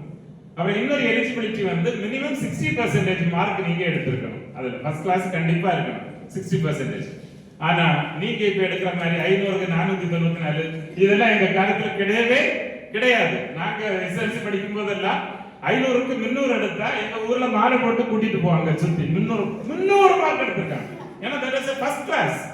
ஆனா 60% மார்க் அப்படிங்கிறது அதுக்கு மேல நினைச்சு கூட பார்க்க முடியாது. ஸ்டேட் ஃபர்ஸ்ட் அப்படி இப்படி இருக்கிறது தான் வந்து ஒரு 360 370 இந்த மாதிரி இருக்கும். சோ 60ங்கிறது என்னால கனவுல கூட நினைச்சு பார்க்க முடியாது. ஏன்னா ஃபர்ஸ்ட் இயர் நான் ஏற்கனவே பங்கு தந்தையா இருந்ததுனால 45-46% தான் வச்சிருந்தேன். பட் என்னுடைய நண்பன் நட்பு எவ்வளவு அவசியமானது என்பதற்காக சொல்லுகிறேன். நீங்க எல்லாரும் நல்ல நண்பர்களை உருவாக்கி கொள்ள வேண்டும். தீய நண்பர்களுக்கு பக்கத்துல நீங்க போகக்கூடாது. உங்களை மோட்டிவேட் பண்ணி உங்களுக்கு பெடஸ்டலா உங்களுடைய படிக்கட்டாக கிடக்கிறவர்கள் தான் நல்ல நண்பர்கள். நீங்க அதே போல அவங்களுக்கு மாற்றி படிக்கட்டா இருக்க முடியும். அதுதான் வந்து தி பெஸ்ட் ஃப்ரெண்ட்ஸ். எனக்கு அப்படி கிடைச்சாங்க. என்னுடைய ஒரு இந்து நண்பன் சிதம்பரம், அவன் வந்து என்ன பண்ணானா, திருப்பதி வெங்கடாஜலபதிக்கு வேண்டுதல் போட்டான். ஃபாதருக்கு மட்டும் ஃபர்ஸ்ட் கிளாஸ் மார்க் கிடைச்சுன்னா நான் திருப்பதிக்கு வந்து காத்திருந்து காணிக்கை செலுத்துறேன் அப்படின்னு சொல்லிட்டு எனக்கு 61.8% மார்க் கிடைத்தது. நான் சென்னை பல்கலைக்கழகத்தில் என்னுடைய masters Indian constitution and international லாவில் என்னுடைய மாஸ்டர்ஸ் நான் பண்ணி முடிச்சிட்டு அடுத்து என்னுடைய ஆசை இதோட ஹியூமன் ரைட்ஸ்ல தான் கண்டிப்பா நம்ம இந்த போலீஸ், கவர்மெண்ட், அபிஷியல்ஸ், ஸ்டேட் எல்லாத்தையும் குடுமையை பிடிச்சு முழுக்கணும் அப்படிங்கிறதுக்காக I thought I had to do something specialized in human rights அப்படிங்கிறதுக்காக என்னுடைய மனதில் அப்போதுப்பட்டதெல்லாம் ஹார்வர்ட் லா ஸ்கூல் தான் அமெரிக்காவில். So I went to the states, அமெரிக்காவுக்கு போனேன். ஹார்வர்ட்ல போகும்போது ஒரு கண்டிஷன் போட்டாங்க, ஸ்ட்ரைட்டா இங்க பிஹெச்டி நாங்க அலோவ் பண்ண மாட்டோம், either you have to be a bachelors or masters முடிச்சாதான் இங்க பண்ண முடியும்னு சொன்ன உடனேயே நான் அங்கிருந்து இங்கிலாந்து நாட்டினுடைய ஆக்ஸ்போர்டு பல்கலைக்கழகத்திற்கு சாதினேன். இங்க எனக்கு ஏற்கனவே எம்எல்ஏ நான் கோல்டு மெடலிஸ்டா இருந்ததுனால என்னுடைய டிரான்ஸ்கிரிப்டை பார்த்துட்டு ஸ்ட்ரைட்டா என்னுடைய பிஹெச்டியை ஆக்ஸ்போர்ட் யூனிவர்சிட்டி ஏற்றுக்கொண்டது என்னுடைய ரிசர்ச் பேப்பர். ஸோ அடுத்தது 4 ஆண்டுகள் ஆக்ஸ்போர்ட் பல்கலைக்கழகத்தில் என்னுடைய முனைவர் பட்டத்தை இன்டர்நேஷனல் ஹியூமன் ரைட்ஸ் லா, சர்வதேச மனித உரிமை சட்டத்தில் நான் முடிச்சுட்டு இங்க வந்தேன். ஸோ உலகத்தினுடைய ஒரு சில நபர்களில் நானும் ஒருவனாக மாறி போவதற்கு அந்த ஒரு சிறுமியினுடைய மரணம் காரணமாக இருந்தது. நீதியின் பால் கொண்ட என்னுடைய தாகம் அதற்கு காரணமாக இருந்தது. வழிநெடுகிலும் எனக்கு படிக்கட்டுகளாக இருந்த நண்பர்கள் எனக்கு துணை செய்தார்கள். எல்லாவற்றுக்கும் மேலாக என்னுடைய இதயத்தில் என்னுடைய தாய் ஒரு நாள் ஏற்றி வைத்த ஒரு கனல் அணையாமல் இருந்து கொண்டே இருந்தது. எங்க அம்மா நான் 6ஆம் கிளாஸ் படிக்கும் போது எங்க ஸ்கூல்ல நான் ஃபர்ஸ்ட் மார்க் வாங்கி அந்த ஸ்கூல் ஒரு பிரைஸ் கொடுப்பாங்க. எங்க காலத்துல எல்லாம் உங்களுக்கு தர மாதிரி அண்டா குண்டா பாத்திரம் எல்லாம் தர மாட்டாங்க. எங்களுக்கு சில்வர் டம்ளர் கிடைக்கும், ஒரு சில்வர் டம்ளர். அந்த சில்வர் டம்ளர் பேர் அடிச்சிருப்பாங்க, கொத்தி வச்சிருப்பாங்க. அதான் ஃபர்ஸ்ட் பிரைஸ். நான் வாங்கி வருகிற பொழுது என்னுடைய பள்ளிக்கூடத்தில் இருந்த ஏறக்குறைய 1200 மாணவர்கள் கை தட்டினார்கள். அப்ப எங்க அம்மா விளக்கி குளிக்க போகும்போது எங்க அம்மா என்ன கேட்டாங்க, மக்களை நேற்று இன்னைக்கு பிரைஸ் வாங்கும்போது சந்தோஷமா இருந்தா? ஆமாம்மா அப்படின்னு. சரி எனக்காக ஒண்ணு செய்ய அப்படின்னு கேட்டாங்க. என்னமா செய்யணும்னு சொல்லுங்கன்னு அவங்க சொன்னாங்க. சரி எனக்கு ஒரு ஆசை, நீ எப்போதுமே இதே மாதிரி கைத்தட்டு வாங்குற இடத்துல தான் நிக்கணும், கை தட்டுகிற கூட்டத்துல நீ ஒரு ஆளா நிக்கவே கூடாது அப்படின்னு சொன்னாங்க. அன்று முதல் இன்று வரை கைத்தட்டு வாங்குகிற இடத்தில் மட்டுமே நான் நிற்கிறேன். அதற்கு காரணம் என்னுடைய தாய் அன்றைக்கு என்னுடைய இதயத்தில் ஏற்றி வைத்த ஒரு சின்ன கனல். எனவே என்னுடைய தாய்க்காக நான் இவ்வளவு உயரத்துக்கு போறதுக்கு படிக்கிறது எனக்கு ஒரு வாய்ப்பு கிடைத்தது. ஆனால் அன்பு தந்தை ராபின் சொன்னது போல அது வெறுமனே எனக்கு பணம் சம்பாதிப்பதற்கோ, என்னுடைய செல்வாக்கை பெருக்கிக் கொள்வதற்கோ, என்னுடைய அதிகாரத்தை உருவாக்குவதற்காகவோ என்னுடைய படிப்பை நான் பயன்படுத்தவில்லை. காரணம், நான் ஆக்ஸ்போர்ட்ல முடிச்சுட்டு வந்த உடனேயே நான் முதலில் சென்றது நான் பிறந்த பல்கலைக்கழகம் என்னுடைய தாய். என்னுடைய அம்மாவிட்ட போய் எங்க அம்மாவிட்ட சொன்னேன், எனக்கு 3 வாய்ப்பு இருக்கு, எதுன்னு சூஸ் பண்ண தெரியல, நீங்க சொல்லித்தாங்கன்னு சொன்னேன். எங்க அம்மா சிரிச்சுட்டு சொன்னாங்க, உன்னை இதுக்கு அங்கெல்லாம் படிக்க வச்சேன்னு சொன்னாங்க. என்ன நான் படிப்பதற்காக எங்களுடைய குடும்ப சொத்தை விற்று பணம் அனுப்பியவள் என்னுடைய தாய். அதனால சொன்னாங்க, இதுக்காக அவன் அங்கெல்லாம் படிக்க வச்சேன்னு சொன்னாங்க. நான் சொன்னேன், சரி என்ன சொல்ல அப்படின்னு. நான் சொன்னேன், ஒன்று நான் டெல்லியில் இருக்கிற உச்ச நீதிமன்றத்தில் கபில் சிபல் அவர்களிடத்தில் ஜூனியராக பணியாற்றுவதற்கான வாய்ப்பு இருக்கிறது. ஏன்னா அப்ப அதை வந்து வின்சென்ட் சின்னத்திரை இப்ப சாந்தம் கத்தீட்ரல் பாரிஸ் பிரிஸ்டா இருக்காரு, அவர் மூப்பினர் வழியாக ஏற்பாடு செய்திருந்தார். நீங்க கபில் சிபல் தான் ஜூனியரா போலாம். இரண்டாவதாக நான் பயின்ற பல்கலைக்கழகத்தில் என்னை டீச் பண்ண கூப்பிடுறாங்க லண்டன்ல. மூன்றாவதாக ஜெனீவாவில் உலக மனித உரிமை நிறுவனத்தில் எனக்கு ஒரு போஸ்ட் ரெடியா இருக்கு. இந்த 3ல எதுன்னு எனக்கு சூஸ் பண்ண தெரியல, சொல்லுங்க அப்படின்னு. அன்பு குழந்தைகளே, ஏன் நீங்கள் முக்கியமானவர்கள், எப்படி நீங்கள் சரித்திரம் படைக்க முடியும் அப்படின்னு சொன்னா, எங்க அம்மா என்னுடைய நெத்தியை தடவிட்டு ஒரு முத்தம் கொடுத்து சொன்னாங்க, மக்களே அதெல்லாம் பணம் சம்பாதிக்கிறவங்களுக்கும் புகழ் வாங்க நினைக்கிறவங்களுக்கு உள்ளது. இந்த அறிவு கடவுள் உனக்கு கொடுத்த பிச்சை. அதனால இந்த அறிவை பயன்படுத்தி நான் சாகிறதுக்கு முன்னாடி 10 பேருடைய கண்ணீரை நீ தொடச்சேன்னா அதுதான் எனக்கு வேண்டியது அப்படின்னு சொன்னாங்க.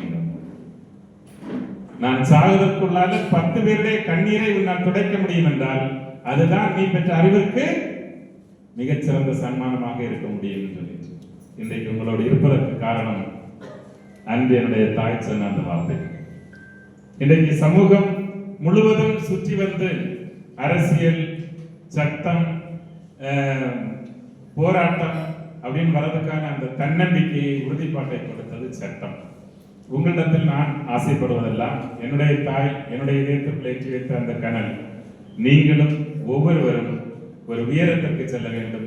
அந்த உயரத்தில் உங்களை பார்ப்பவர்கள் தங்களுடைய கைத்தட்டுகளால் உங்களுடைய ஆளுமையை நிரூபிக்கக்கூடியவர்களாக, எப்படி இன்றைக்கு ஒவ்வொருத்தரும் தங்களுக்கு கொடுக்கப்பட்ட பணிகளை சிறப்பாக செய்ததால் இன்றைக்கு இந்த மேடை அலங்கரித்துக் கொண்டிருக்கிறார்கள். அதே போல உங்களுடைய பணியால் வாழ்வால் இப்படியும் ஒரு பிள்ளை இருந்துச்சு அப்படின்னு சொல்றத ஒரு 4 லைனாவது அடுத்த தலைமுறை உங்களை பற்றி படிக்கிற அளவுக்கு நீங்க உருவாக்குனீங்கன்னா அதுதான் ஃபாதர் ராமனுக்கு நீங்க செலுத்தக்கூடிய மிகப்பெரிய நன்றி கடனாக இருக்க முடியும் என்பதை ஆணித்தரமாக சொல்லி, ஏன் சட்டம் தேவை?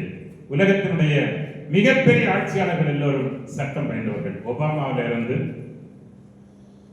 8ஆம் ஹென்ரியில இருந்து உங்களுக்கு தெரிஞ்ச மிகப்பெரிய ஆட்சியாளர்கள் எல்லாரும், எனக்கு தெரிஞ்சு ஆக்ஸ்போர்ட்ல என் கூட படிச்சவங்களே இன்னைக்கு ஆப்பிரிக்காவில் ஒரு 3 நாடுகள்ல வைஸ் பிரசிடண்டா, அம்பாசடர்ஸா இருக்காங்க.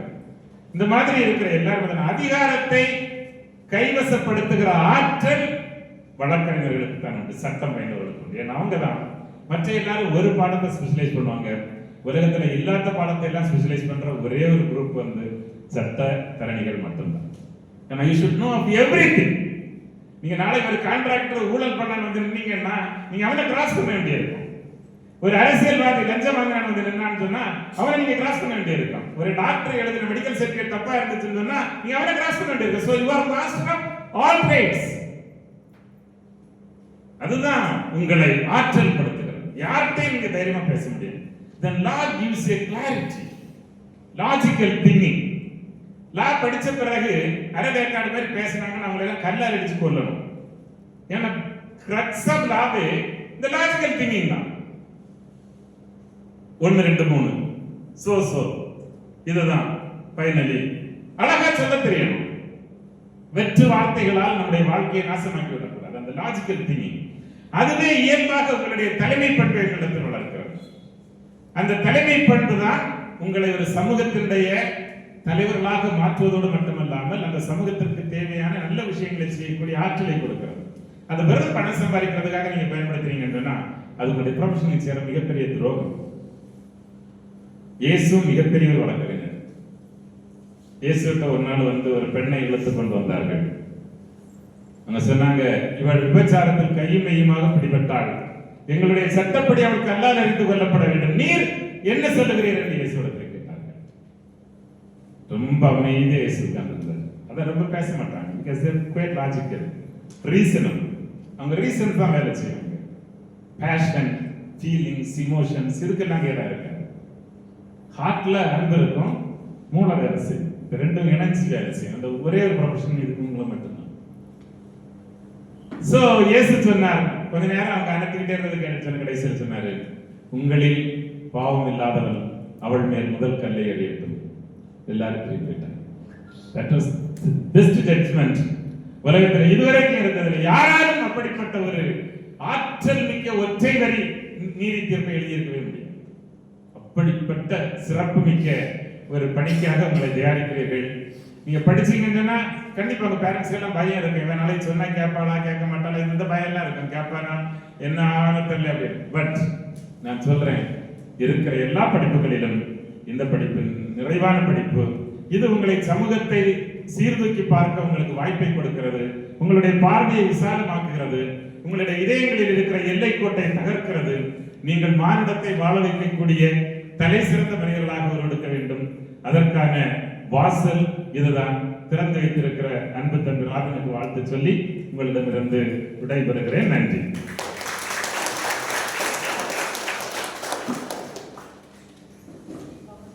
உண்மையிலேயே தன்னுடைய வாழ்க்கை செய்தியை நமக்கு ஒரு பாடமாக அழகான தமிழ் வரிகளால் வடித்து தந்தார்கள் ராஜன். உண்மையிலேயே அவர் ஒரு எதிர்நீச்சல் வாழ்க்கை இல்லையா, அது தெரிகிறது. நம்ம எல்லோருக்குமே ஒரு உத்வேகத்தை உற்சாகத்தை தரக்கூடிய ஒரு சவால் நிறைந்த வாழ்க்கை. அதை அவர் எதிர்கொண்ட விதம் சிறு வயது முதல் அவருடைய படிப்பு பணிவாழ்வு எல்லாத்திலேயுமே இன்று இன்னும் ஒரு நிலைக்கு அவர்கள் செல்கிறார்கள். நிச்சயமாக ஒரு நீதிக்காக உண்மைக்காக போராடி கொண்டிருக்கக்கூடிய நல் உள்ளங்களுக்கு நல் ஆளுமைகளுக்கு அவர் எப்போதும் துணை நிற்பார் என்ற நம்பிக்கை நமக்கு எக்கச்சக்கமாக உண்டு. அப்படிப்பட்ட ஒருவரை நாம் இன்று இந்த நிகழ்வுக்கு பெற்றிருப்பது, அவருடைய நல் வார்த்தைகளை கேட்டிருப்பது கடவுள் நமக்கு கொடுத்த ஒரு கொடை என்று நினைக்கின்றேன். அவரை அன்போடு பாராட்டுகின்றோம். இந்த தருணத்திலே அவர்களுக்கு நம்முடைய அன்னை ஆதா சார்பாக ஒரு சின்ன நினைவு பரிசை வழங்கி சென்று வென்று வா மகனே என்று வழி அனுப்புகின்றோம். பல புத்தகங்கள் எழுதியிருக்கிறேன். பெண்களுடைய உரிமைகளுக்காக நான் எழுதிய புத்தகம் மின்னலில் நிறம் பெண்மை அப்படிங்கிறது. அந்த புத்தகம் ஒவ்வொரு பெண்ணிடத்திலும் ஒரு மின்னலை போன்ற சக்தி இருக்கிறது. ஒரு மின்னலை பிடித்து அடைத்தால் உலகம் முழுவதற்கும் 3 நாள் மின்சாரம் கொடுக்க முடியும். அவ்வளவு சக்தி உண்டு. ஆனா அந்த மின்னலை பிடிச்சு அடக்கிறதுக்கான கருவியை இன்னும் மனித குலம் கண்டுபிடிக்கல. உங்கள்கிட்ட அவ்வளவு ஆற்றல் இருக்கிறது. சரியாக பயன்படுத்தப்பட்டால் சமூகம் தலை நிமிரும், ஒளியில் நடக்கும் என்கிற நம்பிக்கையோடு நான் இதை அந்த தம்பி ராகனுக்கு காணிக்கிறேன்.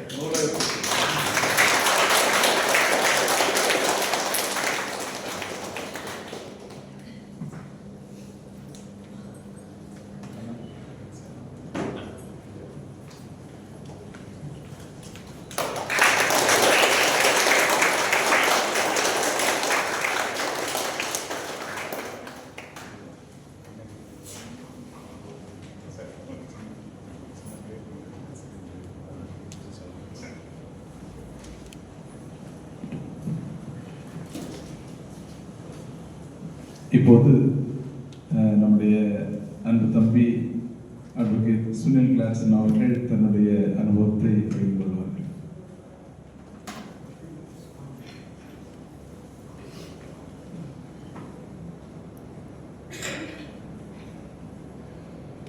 பேரன்புமிகு நீதிபதி அவர்களே, மேலும் நம்முடைய வழக்கறிஞர் and Reverend Father Rajan Mundle, and I think Miss Mafi and Violin, am I right? Yes. I should thank to our Reverend Father Jose Robinson for giving this opportunity. Actually, நான் இந்த மீட்டிங் பார்த்தீங்கன்னா என்னோட doctor பண்ணுறதுக்கு தான் வந்தேன். Father எனக்கு ரொம்ப வருஷமாக தெரியறதுனால I accepted his request and I also accepted him to extend all my support for this, for building this institution in all levels.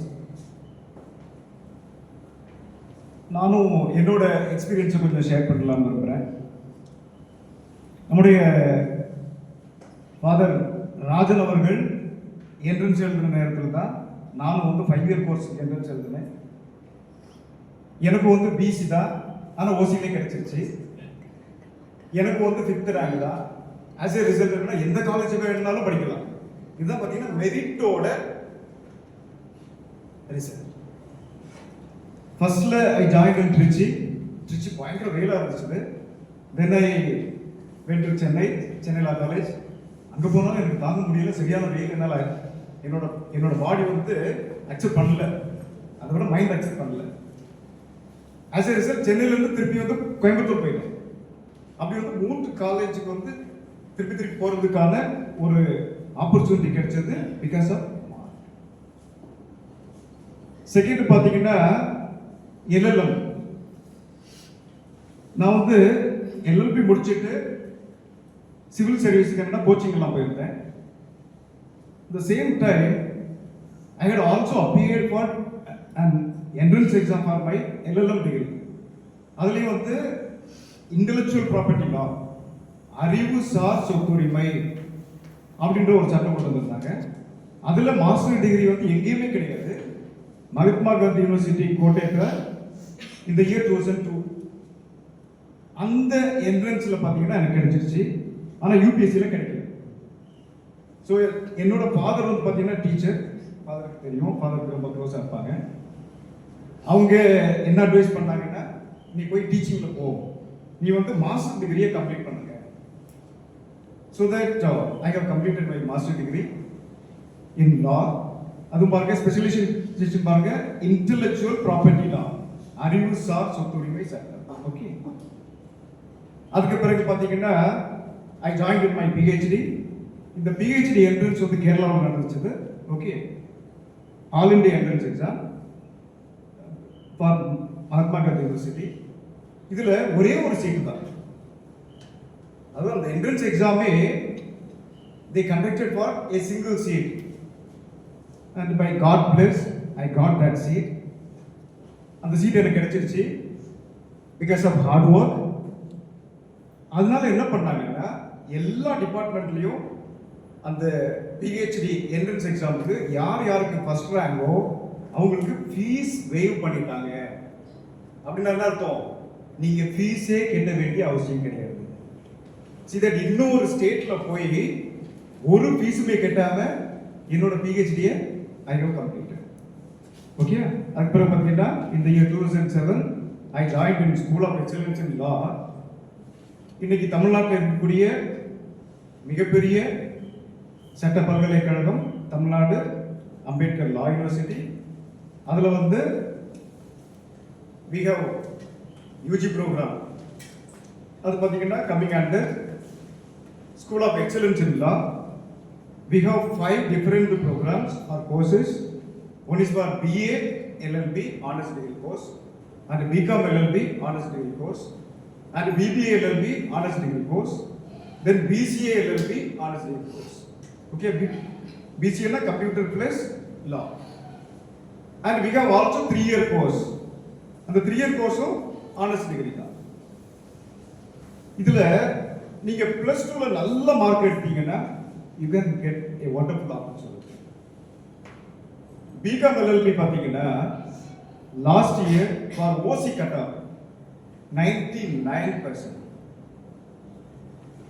and BC cutoff வந்து 97 point something. ஆக்சுவலாக வெயிட்டிங் லிஸ்ட் எல்லாம் முடிஞ்சு வரும்போது 94ஓட stop ஆயிடுச்சு. Similarly BA LLB, அதுக்கப்புறம் பார்த்தீங்கன்னா BBA LLB, the last one is BCA LLB. எல்லாத்துக்குமே நீங்க +2ல நல்ல mark வாங்கிட்டீங்கன்னா you can easily get the seat. இன்னும் பாருங்க 3-year course. சரி, நமக்கு கிடைக்கல, மார்க் இல்ல, உங்களோட ஆப்பர்ச்சுனிட்டி போகல. If you complete a degree, bachelor degree, you can also join in your 3-year course. Okay, 3-year course liyo LLB honors degree, and we have also you know placement cell, moot court, இன்னைக்கு school of எக்ஸலன்ஸ்ல இருக்கக்கூடிய mood court வந்து it is very very strong mood court association. And எங்க students எல்லாம் நிறைய, அதாவது both national and international லெவல்ல every year மோர் தென் 50 mood கோர்ட்ஸ்ல வந்து win பண்ணிருப்பாங்க. See that நீங்க ஸ்டூடெண்டா இருக்கச்சலே you have a wonderful opportunity to fly abroad. நீங்க வந்து ஃபாரின் கண்ட்ரீஸ்ல போய் இந்த அத தமிழ்ல என்ன சொல்லுவாங்கன்னா மாதிரி நீதிமன்ற போட்டிகள் இருக்கு இல்லையா, மூட் கோர்ட் காம்படிஷன். நீங்க ஸ்டூடெண்டா இருக்கச்சலே ஃபாரின் கண்ட்ரீஸ்ல எல்லாம் போய் you can also compete with other competitors. Okay, see that all over the world அவ்வளவு ஆப்பர்ச்சுனிட்டி இருக்கு. செகண்ட், நீங்க வந்து ஸ்டூடெண்ட்ஸா இருக்கும்போது உங்களோட ரைட்டிங் ஸ்கில்ல வந்து you can develop. So you can write articles, you can write essays. நீ பார்த்தீங்கன்னா நிறைய நேஷனல் லா ஸ்கூல்ல even our students also they used to publish articles in Hindu, Times of India, Indian Express. இந்த மூணு பார்த்தீங்கன்னா leading news paper in our country இல்லையா. இதுல எல்லாம் எடிட்டோரியல் அப்படின்னு சென்ட்ரல் பேஜ்ல பாத்தீங்கன்னா நிறைய எஸ்ஏஸ் இருக்கும். இதை வந்து நீங்க எல்லாருமே I request you all to read. இதெல்லாம் இன்னைக்கு பாத்தீங்கன்னா ஸ்டூடெண்ட்ஸ் எழுதுறாங்க. இந்த ஸ்டூடெண்ட்ஸ் எழுதுறத சீஃப் ஜஸ்டிஸ் முதல் எங்களை மாதிரிப்பட்ட டீச்சர்ஸ் அண்ட் ஃபாதர் இல்லையா எல்லாருமே ரீட் பண்றாங்க.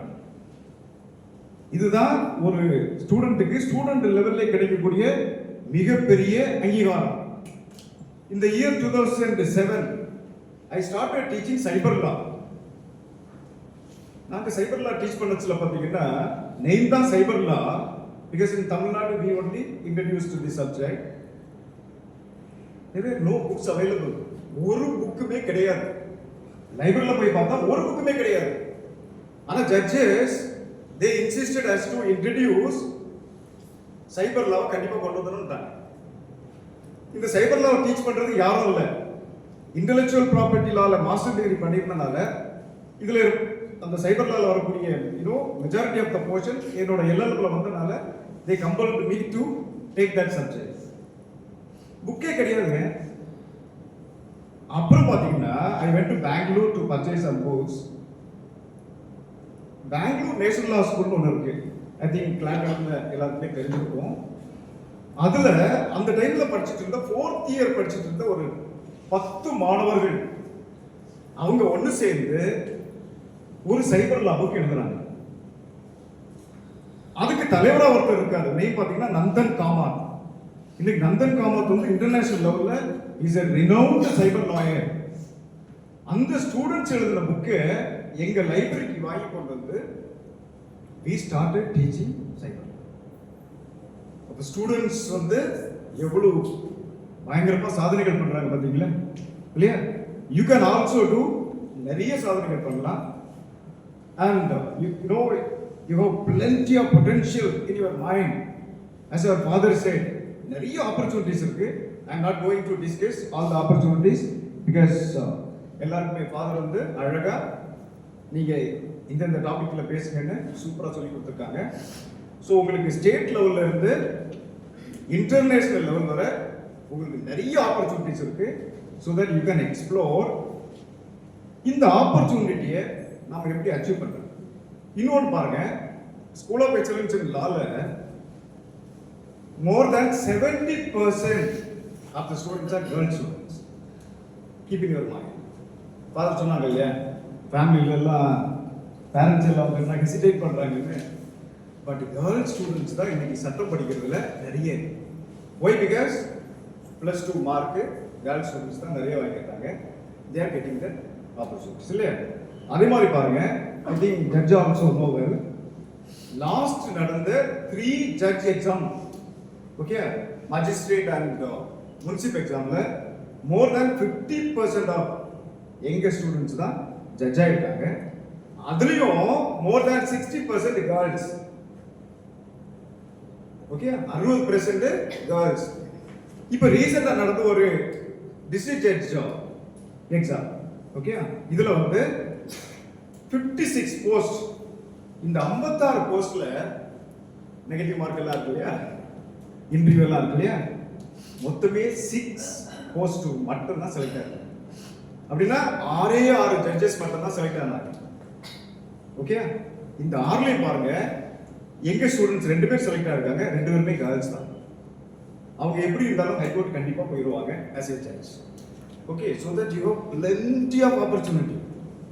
இன்னொன்று பார்த்தீங்கன்னா unlike MBBS, unlike engineering, ஏன்னா எங்க 3 year கோர்ஸ்ல MBBS students are studying law.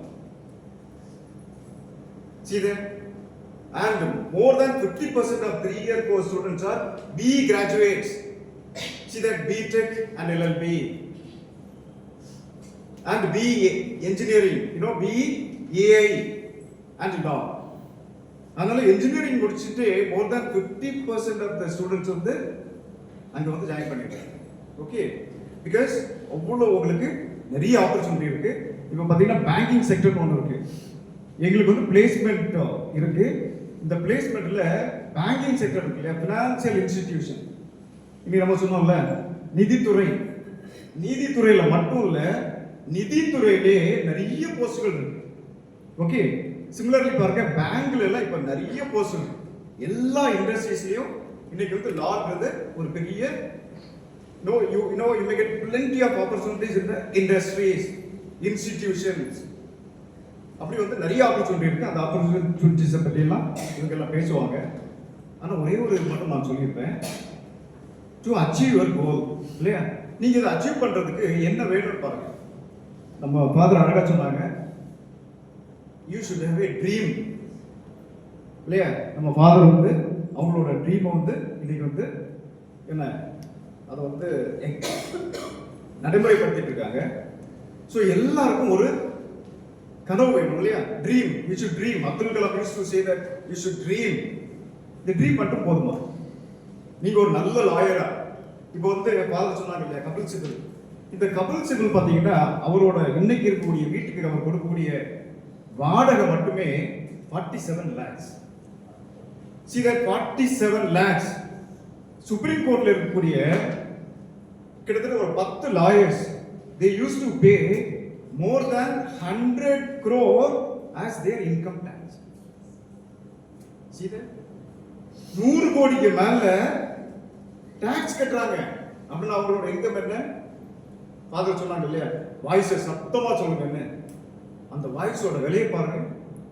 But your voice should also have some weightage. அதுதான் உங்களோட நாலேஜ் இல்லையா. அப்ப நீங்க வந்து நல்ல லாயர் ஆகணும். எப்படி சொல்லுவாங்க, இந்தியாவில் நிறைய விமன் லாயர்ஸ் இருக்காங்க, ஆனா இன்னும் மிகப்பெரிய மிக சிறந்த லாயர்ஸ் இன்னும் வரல. அப்ப அந்த லாயரா நீங்க யாராவது வரலாம் இல்லையா. சிமிலர்லி பாருங்க, சுப்ரீம் கோர்ட் ஜட்ஜில் நிறைய ஜட்ஜஸ் இருக்காங்க இல்லையா. இப்போ பார்த்தீங்கன்னா நாகரத்னான்னு ஒரு ஜட்ஜ் இருக்காங்க. நீங்க யூடியூப்ல இந்த video lecture about Nagaratna, about women's right, children's right, இந்த மாதிரி நீங்க போடுங்க, சூப்பரான லெக்சர். அவங்க கொடுக்கக்கூடிய அந்த லெக்சர் அவ்வளோ வந்து நீங்க வந்து கேட்கலாம். ஓகே, இந்த மாதிரி நிறைய ஆப்பர்ச்சுனிட்டி. அப்போ நீங்க பாருங்க, ஒரு ஜட்ஜோட knowledge it's like a ocean இல்லையா. அவ்வளவு தூரம் அவங்க டெவலப் பண்ணியிருக்காங்க. அவங்களும் ஒரு உமன் தான். இதே மாதிரி சுப்ரீம் கோர்ட் வந்து மெயில் டாமினேஷன் என்ன சொல்லுவாங்கன்னா, நிறைய மெயில் ஜட்ஜஸ் தான் இருக்காங்க, விமன் ஜட்ஜஸ் அதிகமா வரல. நாங்க அதை continuously we are raising our voice. விமனுக்கு வந்து அடிக்கடி ஆப்பர்ச்சுனிட்டி ஹையர் ஜுடிஷியரியில கொடுக்கணும். ஆனா கண்டிப்பா வந்துடும். அந்த டைம்ல நீங்க ரெடியாகி வந்துட்டீங்கன்னா you may get a wonderful opportunity to become a judge in High Court as well as Supreme Court. இதுதான் என்ன உங்களோட dream. Attorney general of India எந்த உமன் வந்திருக்காங்க? இல்ல இல்லையா. அட்டார்னி ஜெனரல், அட்வொகேட் ஜெனரல் இந்த ஸ்டேட் யார் இருக்காங்க? சொலிசிட்டர் ஜெனரல் எல்லாம் பாருங்க ஒன்லி மெயில் லாயர்ஸ். இதுக்கு மேல நீங்க வர போறீங்க. அதுக்கு என்ன வேணும்? அதுதான் உங்க ட்ரீம். இந்த ட்ரீம் மட்டும் போதுமா? This is the first D, dream. Dream இல்லைன்னா எதுவுமே கிடையாது. Second D, இந்த டி மட்டும் போதாது, இந்த ட்ரீம் மட்டும் போதாது, இந்த ட்ரீமை டிசையரா கன்வெர்ட் பண்ணணும். That is second D. Okay, எனக்கு இதை அச்சீவ் பண்ணணுன்ற ஒரு ஆசை வரணும். ட்ரீம் மட்டும் போதாது, என்ன வேணும்? What is second one? Desire. You should have a desire. இந்த ஆசை இல்லைன்னா எதுவுமே நடக்காது. அது மட்டும் போதுமா? எனக்கு ஆசை இருக்கு, அது மட்டும் போதாது. The third D, you have to decide. நான் இந்த மாதிரி நல்ல ஒரு லாயர் ஆக போறேன், இல்லைன்னா ஜட்ஜ் ஆயிடுவேன் அப்படின்றத டிசைட் பண்ணிடுவேன். ஏன் இந்த டிசிஷன்? அதர்வைஸ் ஆத்துல ஒரு காது சேத்துல ஒரு காது இல்லையா? அப்பா சொல்லுவாங்க நீட்டுக்கு படின்னு, அம்மா சொல்லுவாங்க ஜெய் என்னன்னு சொல்லுங்க இல்லையா? ஆனா நீ என்ன டிசைட் பண்ணிருக்கணும்? நீ எதை படிக்க விரும்புறியோ அதை ஸ்ட்ராங்கா டிசைட் பண்ணிடு. இந்த டிசிஷன் மேக்கிங்ல நீ 100% யூ ஷுட் இன்வால்வ். அதான் தேர்ட் டி, டிசிஷன். அது மட்டும் போதுமா? நான் டிசைட் பண்ணிட்டேன். No, the fourth D, the next D, determination. You should determine. Single மைண்டோட இரு. நான் லா முடிச்சிட்டு யூபிஎஸ்சி ஃபர்ஸ்ட் ரேங்க் வாங்குவேன். என்னோட ஒரு student Divyadharshini, she got first rank in the UPSC examination. I think father நீங்க ஒரு நாள் சொன்னீங்கன்னா we will try to bring her also here. See that, okay? இப்போ பாருங்க, I think the last examல ஒரு பையன் ஐபிஎஸ் ஆனா, அதுக்கு முன்னாடி ஒரு எக்ஸாம்ல ஒரு பொண்ணு ஐஎஃப்எஸ் ஆனாங்க. அண்ட் இந்தியன் ரெவன்யூ சர்வீஸ், அந்த மாதிரி நிறைய சர்வீஸ்ல போயிட்டு இருக்காங்க. ஓகே, சோ நீங்க என்ன ஆகணுமோ அதுல you should have the determination. That is the fourth D. அது மட்டும் போதுமா? Anyone? First என்ன? Dream. Second D என்ன? Desire. Third என்ன? See that, decision. Fourth one, determination. அதுக்கு பிறகு என்ன D? Anyone? Before dedication. அதுதான் நம்மளோட ஃபாதர் செய்யக்கூடிய மிகப்பெரிய பணி. That is what direction. நிறைய பேருக்கு ஆசை இருக்கும், எல்லாமே இருக்கும், ஆனா நல்ல டைரக்ஷன் கிடைக்காது. See that, if you dedicate without direction, எங்கேயோ ஒரு இடத்துல போய் முட்டிட்டு நிப்ப. இப்போ நம்ம கூகுள் போட்டுட்டு நிறைய இடத்துக்கு போறான்னு வச்சுக்கோங்களேன், அது பெரிய ரோட்ல இருந்து பிரிஞ்சு எங்கேயாவது போய் ஒரு முட்டுச்சந்தில் போய் நிற்கும். ஓகே, see that, இதனை அதாவது சரியான டைரக்ஷன். இந்த டைரக்ஷனை கொடுக்கிறது யாரு? ஃபாதர் லைக் இல்லையா? Leaders and teachers, your parents, your seniors, இவங்க எல்லாம் உங்களுக்கு சரியான டைரக்ஷன் கொடுப்பாங்க. Okay, so you should get the direction from appropriate persons. So the fifth D is very very important. ஒன்னு டீரெயில் ஆகாம கரெக்டா ட்ராக்ல கொண்டு போறதுக்கு இந்த fifth D is very very important. Okay, okay, dream இருக்கு, டிசைர் இருக்கு, டிசிஷன் எடுத்துட்டீங்க, டிட்டர்மைனா இருக்கீங்க. What is next one? see that. Okay, டைரக்ஷன்லயும் வந்துட்டீங்க. அது போதுமா அச்சீவ் பண்றது? அதுக்கு பிறகுதான் ஃபாதர் சொன்ன dedication. see that, dedication is very very important. Dedication என்ன சொல்லுங்க? ஒரே ஒரு வார்த்தை. what is dedication? anyone? டெடிகேஷன் என்ன? எப்போ பார்த்தாலும் புக்கை எடுத்து அப்படியே ரீட் பண்ணிட்டு இருக்கதா? anyone? அது கிடையாது. see that, dedication na how to use the time in a proper way, how to invest your time. see that, how to invest your time. இந்த டைமை எனக்காக நான் எப்படி பயன்படுத்துறது? see that, in US one fellow who purchased a clock at the rate of 131 crore. ஒரு clock 131 crore purchase பண்றாங்க. I asked my student, can he purchase 1 minute extra by paying 150 crore? யாரோ நீங்க வாங்க முடியுமா? 24 ஹவர்ஸ்ல இருந்து 1 மினிட் எக்ஸ்ட்ரா ஒரு 100 கோடி கொடுத்து வாங்க முடியுமா? முடியாது இல்லையா? இப்ப டைமோட வேல்யூ பாருங்க. 1 மினிட்ல throughout the world more than 10,000 காரை இது பண்றாங்க, ப்ரொடியூஸ் பண்றாங்க. What about the value? நாம என்ன பண்றோம்? அவ்வளவு டைமையும் வேஸ்ட் பண்ணிட்டு அதுக்கு பிறகு டைமை தேடுவோம். கடவுள் 24 ஹவர்ஸ் கொடுத்துருக்காரு. என்ன சொல்லுவோம்? டைமே இல்லை இல்லையா? எதுவுமே ப்ரிப்பேர் பண்ண மாட்டோம், லாஸ்ட் மினிட் கொண்டு வருவோம், ரொம்ப ஹெவி வெயிட் ஆயிரும், நம்மளால சுமக்க முடியாது. அதனால என்ன பண்றது, every day how to use the time in a proper way, அதுதான் dedication. Okay, see the dedication மட்டும் போதுமா? நிறைய பேர் டெடிகேட் பண்ணாங்க, அதை அச்சீவ் பண்ண முடியல. Dedication without deadline is waste. நல்லாவே யோசிக்கோங்க. நீங்க வந்து எது வேணாலும் அச்சீவ் பண்ணுங்க, டெட்லைன் கண்டிப்பா வேணும். ஓகே, 1 வீக்ல இவ்வளவு நான் இத்தனை போர்ஷன் முடிச்சிருவேன். 3 days, 1 day, 1 hour, 10 minutes, 1 minute, இதுதான் டெட்லைன். 1 மினிட்ல நீ ஒரு ஒரே ஒரு ஜிகே இல்லைன்னா ஒரே ஒரு 1 வேர்டு நீ படிச்சேன்னா sometime you will clear the entrance exam. sometime UPSC உனக்கு அப்போ உனக்கு கிடைச்சிடும், ஒரே ஒரு கொஸ்டின்ல உனக்கு கிடைச்சிரும், நீ அதை 1 மினிட்ல பார்த்த. சீக்கிரம் அதை பார்க்காம விட்டுருந்தா அதே 1 மினிட் உனக்கு வெயிட் வச்சிரும் இல்லையா, உனக்கு அந்த 1 மார்க் கிடைக்கலன்னா உனக்கு சீட் கிடைக்காது. ஸோ தட் நீங்க +2 படிக்க சொல்லி நல்லா படிச்சிருங்க, கிளாட் எழுதிட்டீங்க, மார்க்கை பற்றி கவலையே படாதீங்க. இவன் பிளென்டி ஆஃப் ஆப்பர்ச்சுனிட்டி, நிறைய டீம்டு யூனிவர்சிட்டியில் எல்லாமே லா கொண்டு வந்துட்டாங்க. பட் ஒரே ஒரு ரிக்யர்மெண்ட் என்ன, +2ல நல்ல மார்க் எடுக்கணும். ஓகே, அதுக்கு இப்போ நீங்க டெட்லைன் வச்சு டெடிகேட் பண்ணுங்க. Okay, so deadline is 7th D and the last D is everyone know you can reach your destiny or designation. Okay, நீ என்ன ட்ரீம் பண்ணியோ அந்த இடத்தை உன்னால அச்சீவ் பண்ண போகும். ஓகே, அதுக்காக தான் ஃபாதர்லாம் கடுமையா உழைக்கிறாங்க, உங்களுக்கு வழிகாட்டுறாங்க.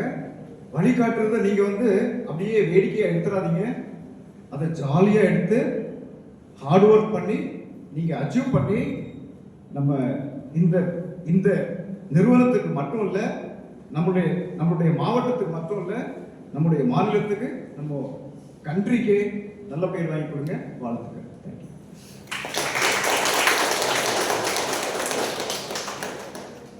மிகவும் அருமையான ஒரு ஊக்க உரை வழங்கியிருக்கிறார்கள் டாக்டர் சுனில் கிளார்சன் அவர்கள். தன்னுடைய வாழ்க்கை அனுபவத்தை மட்டுமல்ல, நாம் எப்படி வாழ வேண்டும் என்ற அந்த 8 திசை இல்லையா, 8 Ds சொல்லி தந்திருக்காங்க. உண்மையிலே நம்முடைய வாழ்வுக்கு படிப்புக்கு பயனுள்ளதாக இருக்கும். அது மட்டுமல்ல, அவர் இன்னொரு ஆலோசனை நமக்கு கொடுத்தாரு. நம்முடைய லைப்ரரியில, நூலகத்துல சட்டத்துக்குன்னு ஒரு பிரிவு தனியாக தொடங்குவதை நான் உங்களுக்கு ஆலோசனை தர்றேன் இல்லையா. நிச்சயமாக நீங்கள் படிப்பதற்கு நல்ல சட்ட புத்தகங்கள் வாங்குவோம். நம்முடைய லைப்ரரியை அலங்கரிக்கும் என்று இந்த நேரத்திலே உங்களுக்கு உறுதி சொல்கின்றோம். இந்த அருமையான ஊக்க உரை வழங்கிய திருமிகு சுனில் கிளார்சன் அவர்களுக்கு மீண்டும் ஒரு முறை கரவொலி எழுப்பி நம்முடைய நன்றிகளை பாராட்டுகின்றோம். அவர்கள் பணி சிறக்க வாழ்த்துகின்றோம். சரியா, இப்போது நமக்கு ஒரு பிரேக் உண்டு. அதுக்கு முன்னாடி நம்முடைய சிறப்புரை நீங்க அடுத்து ஒரு சின்ன ஐஸ்கிரீம் பிரேக், அதை முடிச்சுட்டு வந்து மாஃபி பேசுவாங்க, இப்போ அக்கா பேசுவாங்க. சரி,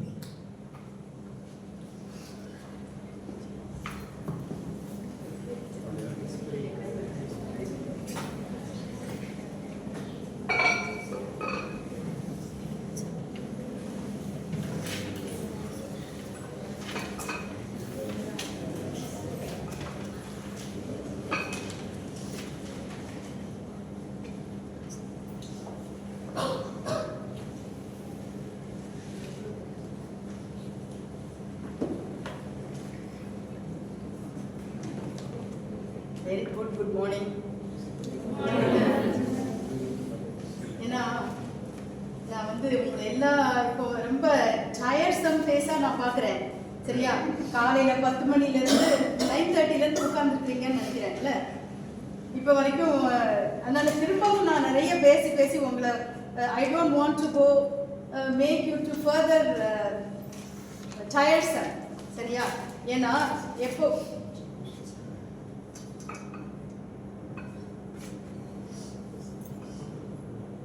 நான் கேட்குதில்ல, பேசுறது கேட்குது, நான் மைக் இல்லாமலே கேட்கும்னு நினைக்கிறேன். அதாவது எனக்கு முன்னால் கடைசி ஸ்பீக்கருக்கெல்லாம் எப்படி தெரியுமா, என்னென்ன பேசணும் அப்படின்னு சொல்லி முன்னால் பேசினவங்களே எல்லாம் பேசி முடிச்சுட்டாங்கன்னா பின்னால் வரவங்களுக்கு வந்து எந்த பாயிண்ட்டும் இருக்காது. அதையே தானே திரும்ப பேசிட்டு இருக்கணும் அதனால நீங்களும் யூ ஆல்சோ வில் கெட் போர் இல்லை. ஃபாதர் ரொம்ப அழகாக பேசினாங்க. அவங்க எந்தெந்த நாடுகளுக்கெல்லாம் ட்ராவல் பண்ணோம், எப்படி எப்படி ஹவு எப்படி அவர் லீகல் ஃபீல்டில் வரணும் அப்படின்னு சொல்லி அவரோட எக்ஸ்பீரியன்ஸை வந்து ரொம்ப நல்ல ஷேர் பண்ணினாங்க. அவங்க பேசுனதுலேருந்து எனக்கு ஒரு 2-3 வசனம் தான் மனசுக்கு வந்தது. அதாவது first seek ye first the kingdom of God and his righteousness and all will be added unto you. முதலாவது நான் பைபிள் வசனம் சொல்றேன் அப்படின்னு நீங்க நினைக்க வேண்டாம், ஏன்னா அப்புறம் அது வேற மாதிரி இருக்கும். இதை வந்து நான் என் மனசுல பட்டதை நான் வந்து சொல்றேன். It is my own personal opinion. முதலாவது தேவனுடைய ராஜ்யத்தையும் அவருடைய நீதியையும் தேடுங்கள், அப்பொழுது இவர்கள் எல்லாம் உங்களுக்கு கூட கொடுக்கப்படும். இந்த வசனம் எனக்கு மனசுல பட்டதுன்றதுனால I just wanted to tell. Second வந்து அவங்க அம்மாவை பத்தி ரொம்ப சொன்னார். நான் என்ன படிப்பு படிச்சு முடிச்சாலும் எங்க அம்மாவை போய் கேட்பேன். எங்க அம்மா இதை அட்வைஸ் பண்ணுவாங்க. டிகிரி முடிஞ்ச உடனே எங்க அம்மா கிட்ட போனேன், எங்க அம்மா அட்வைஸ் பண்ணாங்க. டாக்டரேட் வாங்கினதுக்கு அப்புறம் அம்மாட்ட போனேன் அப்படின்னு. அதுக்கும் எனக்கு இன்னொரு வசனமும் வந்தது. நீ நன்றா இருப்பதற்கும் பூமியில் நெடுநாள் இருப்பதற்கும் தாயையும் தகப்பனையும் கனம் பண்ண வேண்டும் அப்படின்னு சொல்லி. ஏன்னா எனக்கு நான் அப்படி பண்ணினேன், ஃபாதர் அப்படி பண்ணினாங்க. see where he is sitting. அதனால இதுக்கும் மேல வந்து நான் இன்னும் சொல்ல வந்து விரும்பல. அப்புறம் எனக்கு இன்னும் ஒரு வசனமும் ஞாபகம் வந்தது. அவர் சொன்னாரு, நீங்க எல்லாம் நல்லா படிக்கும்போது உங்க வார்த்தைகள் நிறைய பேசணும், நல்லா நீங்க பேசுறதுக்காக அந்த வார்த்தைகள் சொல்றது. அவர் வந்து ஒரு இன்சிடென்ட் சொன்னாரு. அந்த பொண்ணுக்காக நான் வந்து போய் போராடணும், அந்த பொண்ணுக்காக நான் சண்டை போடணும் அப்படிங்கிறதுக்காக நான் நல்லா படித்தேன். அந்த போலீஸ் சொன்னாரு, நீ அங்கே போ இதனால. ஸோ தட் வார்த்தை struck me. So I wanted to study law அப்படின்னு. அதுக்கும் எனக்கு ஒரு இது வந்தது. Man shall not live by bread alone but every word that comes from the mouth of the lord அப்படின்னு.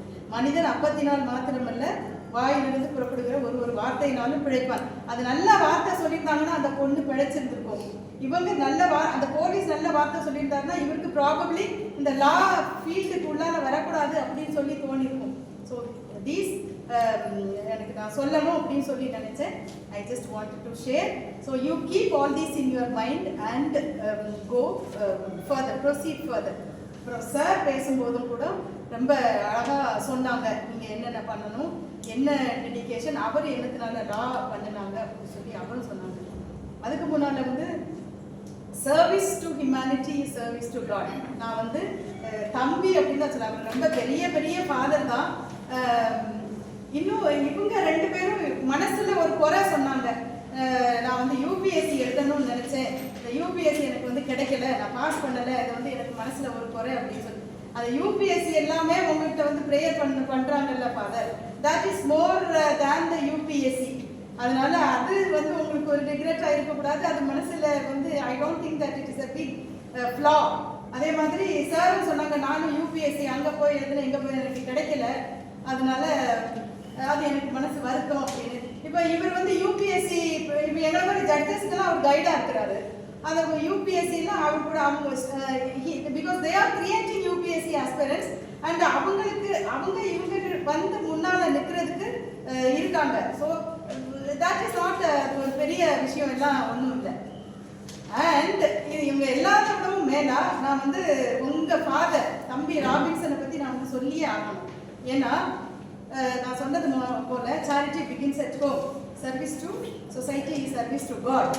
இப்போ உங்க எல்லா பேரையும் ஒரு கொஞ்சம் பிள்ளைகளை ஒரு சின்ன இன்ஸ்டிடியூஷன்ல கட்டி எழுப்பி அதுல வந்து இந்த மாதிரி ஒரு பெரிய பெரிய நேஷனல் லெவல் லீடர்ஸ் எல்லாம் உருவாக்கணும் அப்படின்னு சொல்லி ஒரு என்ன சொல்றது, ஒரு அவர் சொன்னார்ல அந்த 5D, அந்த 5D இவருக்கு தான் பொருந்தும். அந்த 5-6 Dயோட he has started this and he has achieved this. அவருக்கு determination, dedication, all the D's he has and he has achieved that. இன்னும் more way to go, but whatever he has done all these years, நான் ஒரு தனி மனிதனால இவ்வளவெல்லாம் ஒன்றும் செய்ய முடியாது. ஒரு பிள்ளைகளை ஒரு அடுத்த சொசைட்டி, ஒரு அடுத்த கட்டத்துக்கு, ஒரு அடுத்த லெவலுக்கு, ஒரு பெரிய சமுதாயத்தை எடுத்துட்டு போகணும் அப்படின்னா that is not an easy job. அது இப்போ உள்ள சூழ்நிலையில பிள்ளைகள்லாம் சொல்லி பேச்சு கேட்காது. இப்போ எவ்வளவோ விஷயங்களை வந்து நம்ம பார்க்குறோம். அதை எல்லாத்தையும் தாண்டி இவ்வளோ ஒரு பெரிய ஏன்னா எனக்கு தெரியும் so many classes like this and so many programs like this he is organizing since I know him. அதனால அதுக்கு வந்து நான் நன்றி சொல்லுறதுக்கோ தேங்க்ஸ் சொல்றதுக்கோ பாராட்டுறதுக்கோ I don't think that I do have any what shall I say locus standing to stand before you except to bow before you my dear தம்பி.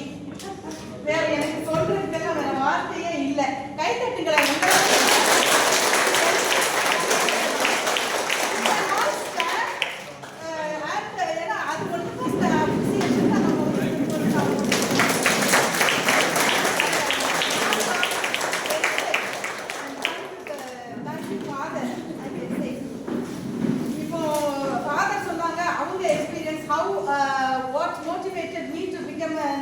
அப்படின்னு சொல்லி.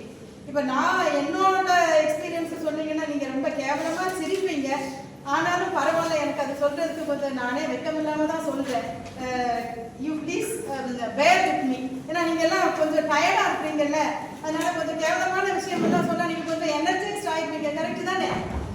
அப்படித்தானே? ஏன்னா நாங்கெல்லாம் அப்படித்தான். ஏன்னா நாங்களும் உங்க ஸ்டேஜ்ல உட்கார்ந்து இருக்கிறோம்ல, அங்கெல்லாம் உட்கார்ந்து தானே இங்க வந்து உட்கார்ந்துருக்கிறோம். ஸோ இவங்க எல்லாரும் எதுக்கு இங்க வந்து உட்கார்ந்துருக்காங்க அப்படின்னா உங்களுக்கு ஒரு இன்ஸ்பிரேஷன். சி, நீங்க படிச்சீங்க அப்படின்னா வித் வாட் எவர் எஜுகேஷன் நமக்கு வந்து இப்போ we are giving importance to the legal education and whatever be the education நீங்க கொடுத்தீங்க அப்படின்னு சொன்னா you all can be seated like this. So அந்த ஒரு இன்ஸ்பிரேஷன் கொடுக்கிறதுக்கு தான் he has taken lot of effort and to bring people from all around the world just to give a good inspiration to you all.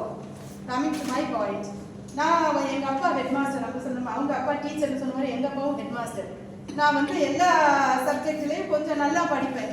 ஆனா கணக்கு மட்டும் எனக்கு வந்து வரவே வராது. என்னதான் எனக்கு சொல்லி கொடுத்தா 3 2 எத்தனைன்னு கேட்டா கூட எனக்கு வரவே வராது.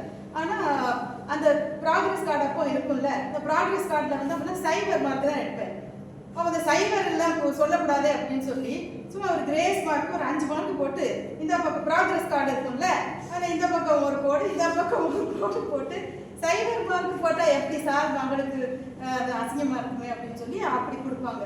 நீ என்னடா இது எனக்கு வரவே மாட்டேங்குது, வருஷம் ஃபுல்லாக சைபர் தான் வாங்குவேன். என்ன சொல்லி கொடுத்தாலுமே எனக்கு வரவே வராது. அப்புறம் சரி 12th 10th என்ன எப்படி பாஸ் பண்ணுறது. அப்போ எங்கள் அண்ணா வந்து ஒரு நாள் சொல்லி கொடுப்பாங்க. அப்போ ஸ்கேல் எல்லாம் எடுத்து எனக்கு அடிச்சு, இப்போ எங்கள் அப்பா சொன்னாங்க, போ நீ சொல்லி கொடுக்காத, அவன் படிக்கட்ட ஃபெயில் ஆனால் போயிட்டு போக. அதுக்கப்புறம் ஒரு இவங்க அப்பாவை கூட்டிகிட்டு வந்து எப்படியாவது இவங்களுக்கு வந்து கொஞ்சம் சொல்லி கொடுத்துரு, பாஸ் பண்ணுற லெவலுக்கு கொஞ்சம் பண்ணி வச்சிடணும் அப்படின்னு. அப்புறம் அவங்க என்ன சொன்னாங்க ஏன் சொன்னாங்கன்னு தெரியல. அவர் சொன்னாரு, நீ என்னது வந்ததுனால இதை போய் எழுதிடு வந்து நீ பாஸ் பண்ண. ஏன்னா அவங்க அப்பா கணக்கில் 100க்கு 100 வாங்குறப்ப இதனால இது கொஞ்சம் எழுதி வச்சிரு அப்படின்னு. சரி அப்படின்னா வந்தது. நம்ம ஜென்மத்துக்கு நான் இன்னைக்கு வரைக்கும் நான் 10 பாஸ் ஆகிருக்கவே மாட்டேன். அவர் எனக்கு சொல்லி கொடுக்காது, நான் இன்னும் 10 தான் படிச்சுட்டு இருப்பேன். அவர் சொல்லி கொடுத்தாரு, you won't believe I got 60 marks. நம்புவீங்களா? சைபர் மார்க்ல இருந்து ஆனுவல் எக்ஸாம்ல எனக்கு வந்து 60 மார்க்ஸ். ஐயோ கடவுளே, திஸ் இஸ் a miracle. கடவுள் எனக்கு அந்த கானாவூர்ல செய்த அதிசயம் எல்லாம் கூட செய்யவே இல்லை. ஆனா this is a miracle he did. அதுக்கப்புறம் சரி கணக்கு வரவே கூடாது, அடுத்த சப்ஜெக்ட்ல நாம போய் கணக்கே வராத சப்ஜெக்டா போய் படிச்சிடணும் அப்படின்னு சொல்லிட்டு +2ல போய் சயின்ஸ் எடுத்துட்டேன். ஆஹா நமக்கு இதுல வரவே வரல அப்படின்னு சொல்லி அங்க போய் பார்த்தா சிரிக்கிறீங்களப்பா பிள்ளைங்க, நான் எவ்வளவு கஷ்டப்பட்டிருப்பேன் பாத்தீங்களா என் நிலைமைய. அங்க போனா அந்த பிசிக்ஸ் இருக்கும்ல, அதுல முன்னால 2 போடா பின்னால 2 போடணும், சார்களுக்கெல்லாம் தெரியும்னு நினைக்கிறேன்.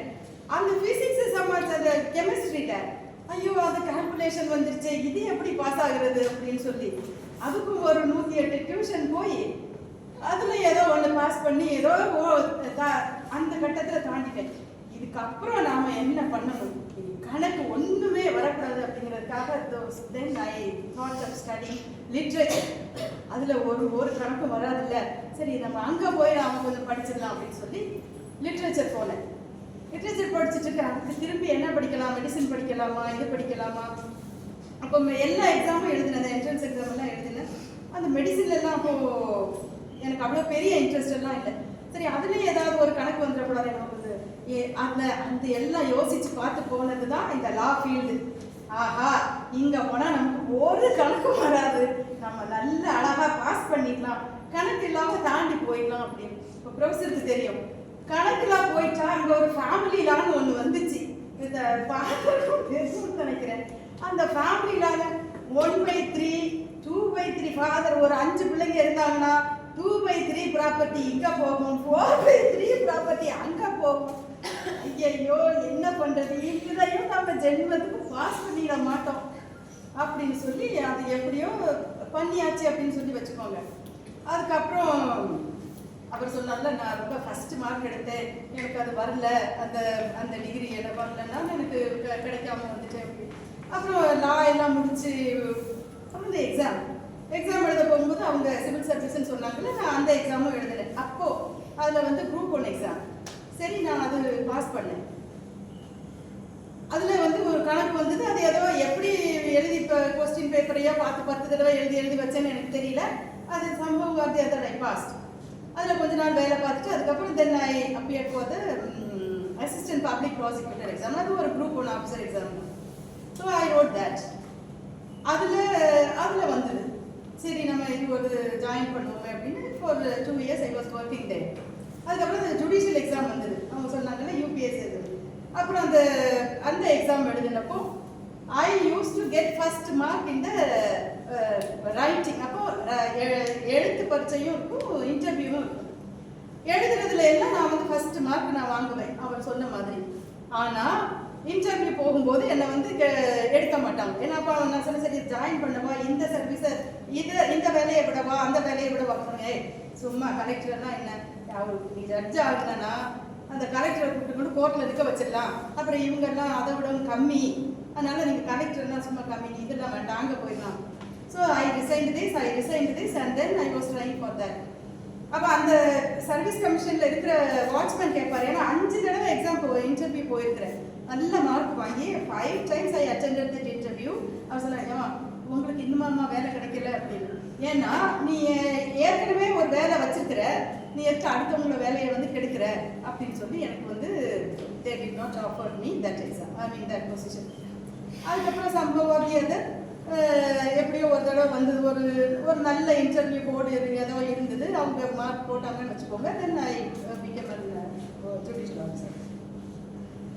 அதுக்கப்புறம் அந்த ரெஸ்ட் இஸ் ஹிஸ்ட்ரின்னு வச்சுக்கோங்களேன். அதுக்கப்புறம் then I did my masters Madras யூனிவர்சிட்டியில். அவங்க சொன்னாங்க, அப்போ ரொம்ப படிக்கிறதுக்கு கஷ்டம் அப்படின்னு சொல்லி, அட்மிஷன் கிடைக்கிறதுக்கெல்லாம் கஷ்டம் அப்படின்னு.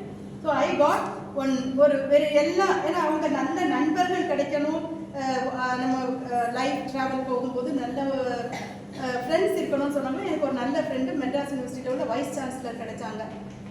எனக்கு ஒரு அண்ணா மாதிரி, அவர் ரொம்ப நல்ல ஒரு தாண்டவர் அப்படின்னு அவருக்கு போன வாரம் தான் இறந்தாங்க. அப்போ அவர் வந்து, சரிம்மா ஜெயந்திக்கு பிஹெச்டி இல்லை அப்படின்னா அந்த யூனிவர்சிட்டியே இருக்கக்கூடாது, நான் பாரு நீ இங்கே வா அப்படின்னு சொல்லி அந்த அவர்கிட்டே எனக்கு பிஹெச்டி ரெஜிஸ்டர் பண்ணி அதை முடிச்சு கொடுத்தாங்க. அதுக்கப்புறம் திரும்பி இன்னொரு பிஹெச்டி முடித்தேன். அப்புறம் சர்வீஸில் வந்ததுக்கப்புறம் தான், ஏன்னா திரும்ப நாங்கள் ரெகுலராக காலேஜில் போய் படிக்க முடியாது. ஸோ சர்வீஸில் வந்ததுக்கப்புறம் பெர்மிஷன், கவர்மெண்ட்டில் பெர்மிஷன் வாங்கி ஒரு மாஸ்டர்ஸ் படித்தேன். அது வந்து சோஷியாலஜின்னு நினைக்கிறேன். அதுக்கப்புறம் ஒரு மாஸ்டர்ஸ் படித்தேன், அது வந்து ஒரு இன்டர்நேஷ்னல் ரிலேஷன்ஸ்னு நினைக்கிறேன். அப்புறம் ஒரு மாஸ்டர்ஸ் ஹியூமன் ரைட்ஸ். அப்புறம் ஒரு மாஸ்டர்ஸ் வந்து இன்டர்நேஷ்னல் ரிலேஷன்ஸ் படித்தேன். அப்புறம் ஒரு எம்பிஏ படித்தேன். அப்போ subject to verification I can say, நான் வந்து எனக்கு பெருமையாக சொல்கிறதுக்காக சொல்லலை, I can say that I am the highly qualified judge இன் இந்தியான்னு சொல்லலாம். ஒரு 14 degrees வச்சுருக்கிறேன். ஏன்னா இதெல்லாம் நான் ஏன் சொன்னேன்னா, எங்கள் அப்பா வந்து எனக்கு ரொம்ப பிடிக்கும். எங்கள் அப்பாவை சந்தோஷப்படுத்துறதுக்காக நான் இதெல்லாம் வந்து நான் படித்தேன். அப்போ whenever I get a degree, my father will be happy. அவங்க நான் சொன்னேன், நீ நன்றா இருப்பதற்கு தாயின் தகப்பனையும் கனம் பண்ணுவேன், அந்த கனத்தினால எனக்கு இவ்வளோ டிகிரி வந்தது அப்படின்னு சொல்லி நான் வந்து I will satisfy myself with those verses. அதனால அதுக்கப்புறம் நான் நிறைய அவார்ட்ஸ் வாங்கியிருக்கேன். எல்லா தமிழ்நாட்டில் உள்ள எல்லா கவர்னர்கிட்டையும் வாங்கியிருக்கிறேன், எல்லா பிரசிடென்ட்கிட்டையும் வாங்கியிருக்கிறேன், எல்லா சீஃப் ஜஸ்டிஸஸ் கிட்ட வாங்கியிருக்கிறேன். இதெல்லாம் நான் ஏன் அப்படி சொல்கிறேன் அப்படின்னா, நீங்களும் நாளைக்கு வந்து இந்த இப்போ அதாவது failures are the stepping stones to சக்ஸஸ்ன்னு சொல்லுவாங்க. இப்போ நான் வந்து 5 மார்க் வாங்கினேன், இப்போ நான் இங்கே நிற்கிறேன், நான் பிரசிடென்ட் கிட்ட உட்காடுறேன், நான் கவர்னர் பக்கத்தில் உட்காடுறேன். And that 5 mark it didn't make me to fail. I mean it was not a failure in my life. நீங்க 5 மார்க் வாங்கிட்டு நான் இன்னைக்கு இப்படி நிக்கிறேன் அப்படின்னு சொன்னா இவங்க சொன்னாங்கல்ல அந்த time, the precious time and the dedication and the passion towards your position, towards your whatever you go on your way in your life, and these are all the things will help you to go to reach greater heights. அதுக்காக வந்து நான் சொல்ல வரேன். All right, this is my personal history, and I said that how I became a lawyer, and then I have added this towards my life. இப்போ coming to the point, I'm so happy. இங்க எல்லா girls தான் இருக்குங்க. இங்க ஒரே இப்போ +2ல பாருங்க இந்த இவ்வளவு பெண்கள் பாஸ் பண்ணாங்க. இந்த இதுல wherever you go எல்லாமே majority. I couldn't see any boys here. எனக்கு கண்ணு தெரியலையோ என்னது ஒரே ஒரு பாருங்க அந்த தம்பிக்கு நீங்க கை தட்டணும். ஏன்னா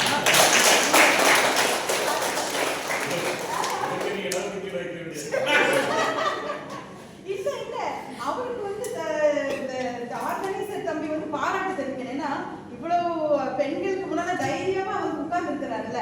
So his confidence level and his courage needs to be appreciated. சரியா?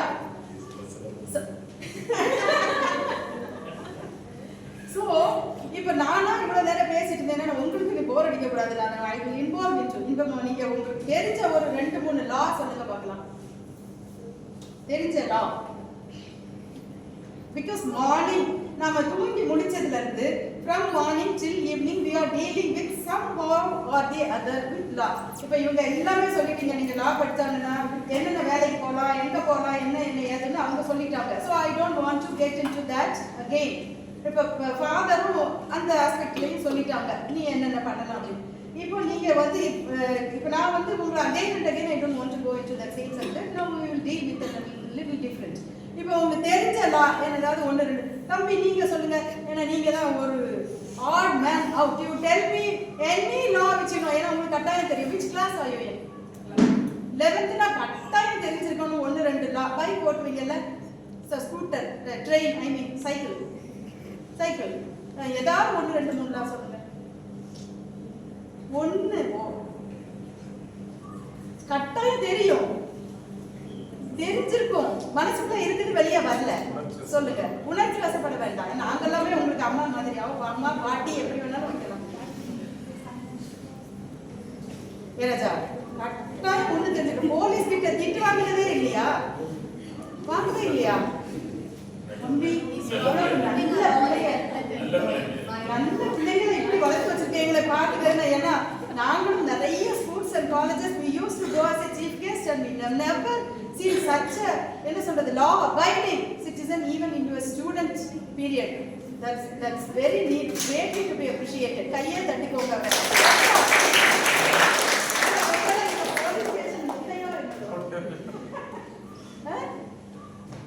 பைக்ல, ஸ்கூட்டர்ல இல்ல, சைக்கிள்ல போனதே இல்ல. தமிழ் தான் போனதே இல்ல. இல்ல ராஜா உனக்கு தெரியும் ஆனா சொல்ல வரல இல்ல. சரி பரவாயில்ல. சரிங்க ஓகே மேடம். Anywhere here. ஆனா யார் நீங்க சொல்லாம நான் விடவே மாட்டேன். ஒரு 5 சொல்லல நான். ஏன்னா நீங்க எல்லாம் என்ன கிளாஸ் படிக்கிற பிள்ளைங்க? +2 பாத்தீங்களா? அடுத்த வருஷம் நீங்க எல்லாம் பட்டிங் லாயர்ஸ். நெக்ஸ்ட் இயர் நீங்க எல்லாம் லாயர்ஸ் ஆக போறீங்க. இப்போ ஒண்ணு தெரிஞ்சாதானே அடுத்து நம்ம அந்த கோர்ஸ்க்குள்ள என்டர் பண்ண முடியும். இத ஒண்ணு கூட தெரியலன்னா சொல்லுங்க. எனக்கு அவர் கேள்வி கேட்கறாரு இல்ல. இப்ப அவரு கேள்வி கேட்கறாரு. அப்புறம் அவருக்கு பனிஷ்மென்ட் கொடுத்துருவோம் நாங்க. அப்புறம் நீங்க எல்லாரும் உங்க காதலுக்காக சப்போர்ட் பண்ணி வரணும். சொல்லுங்க. என்னமா? ஹெல்மெட். அதுதான் அந்த தம்பி சொல்லுவார் அப்படின்னு சொல்லி பார்த்தேன். இப்போ ஹெல்மெட் நீ பைக்ல போடுறேன்னு நினைக்கிறேன். சரி ஹெல்மெட் டிராஃபிக் ரூல்ஸ். அப்புறம் உங்களுக்கெல்லாம் ரொம்ப நிறைய விஷயம் தெரியும். ஆனா நீங்க மனசுக்குள்ள வச்சு சொல்றதுக்கு பயப்படுறீங்க. மனசுக்குள்ள இருக்குதுடா, நிறைய லா இருக்குது. மனசுல இருக்கிறத சொல்லிருங்க.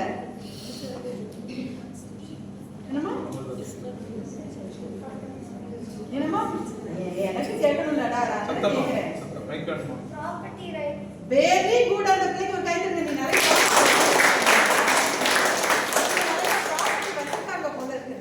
because that is a very very good right. I was expecting that property right. சின்ன பிள்ளையிலே அவங்க தெரிஞ்சிருக்காங்க. ஏன்னா because he would have dealt with so many property cases. Good. அப்புறம் இந்த ஃபாதர் சொன்னதுல இருந்தே நீங்க எடுத்துக்க அந்த அந்த அந்த கேஸ்ல இருந்தே நீங்க நிறைய லா. All right. சரி, இப்போ நாம வந்து தூங்கி முடிக்கிறோம். காலையில நம்ம தூங்குறோமா தூங்கலையா? முடிக்கிறோமா முடிக்கலையா? முடிச்ச உடனே என்ன பண்ணுவீங்க? காலையில இருந்து ஈவினிங் வரை என்னென்ன லா இருக்குதுன்னு பார்க்கலாம். காலையில தூங்கி முடிச்ச உடனே என்ன பண்ணுவீங்க? பிரஷ் பண்ணுவீங்க. அந்த என்னது வச்சு பண்ணுவீங்க? Paste.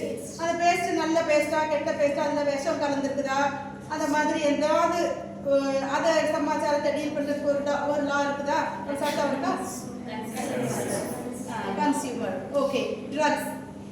Any whatever thing we can take. அதுக்கப்புறம் என்ன பண்ணுவீங்க? பிரஷ் பண்ணி முடிச்சிட்டு அந்த பிரஷ்க்கே பேட்டன்ட் லா. அதுக்கப்புறம் என்ன பண்ணுவீங்க? சாப்பிடுவீங்களா? சாப்பிட மாட்டீங்களா? என்ன சாப்பிடுவீங்க? சாப்பிடுவீங்களா இல்லையா? எனக்கு ஒண்ணும் தெரியாது, உங்ககிட்ட இருந்து நான் கொஞ்சம் படிக்கலாம் அப்படின்னு சொன்னா நீங்க எல்லாம் அப்புறம் எப்படி இருந்தா சொல்லுங்க. என்ன இவரு எனக்குமே ஒண்ணும் தெரியாது, நான் சும்மா இப்படி ஒரு மாதிரி பேசுறேன் அவ்வளவுதான். மற்றபடி எனக்கும் நான் உங்களை விடவும் மோசம் தான்டா. 5 மார்க் தான் நான் வாங்கியிருக்கிறேன். நான் 5 மார்க் வாங்கிட்டுல அப்புறம் உங்க கூட பேசுறேன். நீங்க எல்லாமே செஞ்சம் இல்ல, அவ்வளவுதானே? 499. ஐயோ, உங்ககிட்டவே நிற்கவே என்னாலலாம் முடியாது எனக்கு வைக்கும். சரியா? சரி, அப்புறம் சாப்பிடுறீங்க. சாப்பிடும்போது அது என்ன, நல்ல சாப்பாடா கெட்ட சாப்பாடா பார்த்தா அது ஒரு ஃபுட் அடல்ட்ரேஷன் ஆக்ட், அது ஒரு சட்டம் இருக்குன்னா சாப்பாடு அந்த உணவு சட்டம். அதுக்கப்புறம் நீங்க காலேஜுக்கு போறீங்க, ஸ்கூலுக்கோ காலேஜுக்கோ போறீங்க, ரோடுக்கு போறீங்க. ரோடுல சரியா கிராஸ் பண்ணணுங்கிறது இந்த டிராஃபிக் ரூல்ஸ் இருக்குதா? இதோ பைக்ல சரியா போவியா? நீ பைக்ல போறதே இல்லை. அந்த ஓவர் ஸ்பீட் போனா ஒரு சட்டம், ஹெல்மெட் போடா ஒரு சட்டம், அந்த மாதிரி எல்லாம் இருக்குதுல்ல. கரெக்டா லைன்ல நிற்கணும், லைனை கிராஸ் பண்ணணும். ஸோ அது ஒரு டிராஃபிக் ரூல்ஸ். அதுக்கப்புறம் ஸ்கூலுக்கு போறீங்க. அப்புறம் ப்ராப்பர்ட்டி, உங்களுக்கு நிறைய சொத்து இருந்ததுன்னா உடனே நமக்கு அந்த ப்ராப்பர்ட்டி லா. இப்போ அவர் வந்து என்ன பண்ண, சரி இப்போ அது இதெல்லாம் முடிச்சுட்டு நம்ம காலேஜுக்கு போகிறோம். காலேஜ்லேயும் அங்கே நல்ல பேசிக் எஜுகேஷன். கான்ஸ்டிடியூஷன் என்ன சொல்லுது? Equality. All are equal before law and equal opportunity should be given amongst race, caste, sex, religion, etc. சரியா? எல்லாம் சமம், சமத்துவம், சமூகம், ஜாதி, மதம், இனம் எந்த அடிப்படையிலையும் யாரு பெருசு சின்னது அதெல்லாம் இல்லை. ஸோ அந்த ஈக்குவாலிட்டி ரைட். நீங்கள் ஸ்கூலில் படிக்கிறீங்க, காலேஜில் படிக்கிறீங்க, அதுக்கப்புறம் வீட்டுக்கு போகிறீங்க. காலேஜ் எல்லாம் முடிச்சதுக்கப்புறம் நீங்கள் கல்யாணம் பண்ணுறீங்க, அது அப்புறம் ப்ராப்பர்ட்டி இருக்குது. கல்யாணம் பண்ணுனா அதுக்கப்புறம் நீங்க தெரியக்கூடிய லா வந்து அந்த ஃபாதர் சொன்ன கதையை நீங்க அப்ளை பண்ணியிருந்திருக்கணும். அந்த பொண்ணு நல்லா படிச்சிருந்தது அப்படின்னு சொன்னா, இல்லை படித்தா லா படிச்சிருந்தாங்க அப்படின்னு சொன்னா, அவங்க கல்யாணம் முடிஞ்சு அந்த கல்யாண விஷயத்துல அவங்க என்ன ப்ராப்ளம் ஃபேஸ் பண்ணாங்க அப்படின்னு தெரியல. கல்யாணம் பண்றீங்க, கல்யாணம் பண்ணும்போது இதெல்லாம் நீங்க நல்லா தெரிஞ்சுக்கணும். அங்கே நிறைய டவுரி, முக்கியமாக இந்த கன்னியாகுமரி நேற்று நாங்கள் ஒரு கல்யாணத்தில் போனோம். அப்போ ஃபாதர் எல்லாம் பெரிய பெரிய செயின் நிறைய அதெல்லாம் போட்டிருந்தாங்க. ஸோ அந்த டவுரி மஸ்ட் அப்படின்னு சொல்லி டவுரி டெத்தில் நிறைய case. Probably that death would have been a dowry death or we don't know, maybe. அப்போ இந்த டவுரி ப்ராப்ளம் இருக்கிறதுனால அந்த டவுரி ப்ரொஹிபிஷன் ஆக்ட். அதுக்கப்புறம் கல்யாணம் பண்ணுறீங்க, கல்யாணம் பண்ணி அவன் நம்மளுக்கு பிடிக்கலை, க்ரூவல்ட்டி பண்ணுறா, physical cruelty, mental cruelty, psychological cruelty, whatever கொடுமை, அந்த கொடுமையெல்லாம் படுத்தினா அதுக்கு வந்து ஒரு சட்டம் இருக்குது. அந்த சேர்ந்து வாழவே முடியாது. ஏன்னா பைபிளில் சொல்லுது மனிதன் நினைத்ததே கடவுளுக்கு இருக்குது, கடவுள் நினைத்தது மனிதன் பிரிக்கவே கூடாது அப்படின்னு. ஆனால் ஒரு நாளும் 500 டைவர்ஸ் கேசஸ் வந்து ஃபைல் பண்ணிட்டு இருக்கு. தமிழ்நாட்டில் இதுவும் ஜாஸ்தியாக இப்போ ரீசெண்ட் ஒரு சர்வே எதுவும் சப்ஜெக்ட் வெரிஃபிகேஷன் கேரளாவில் இப்போ ரொம்ப ஜாஸ்தியாக ரிப்போர்ட் ஆகுது அப்படின்னு சொல்லி சொல்கிறோம். So that dowry prohibition act. அதுக்கப்புறம் so many acts as follows.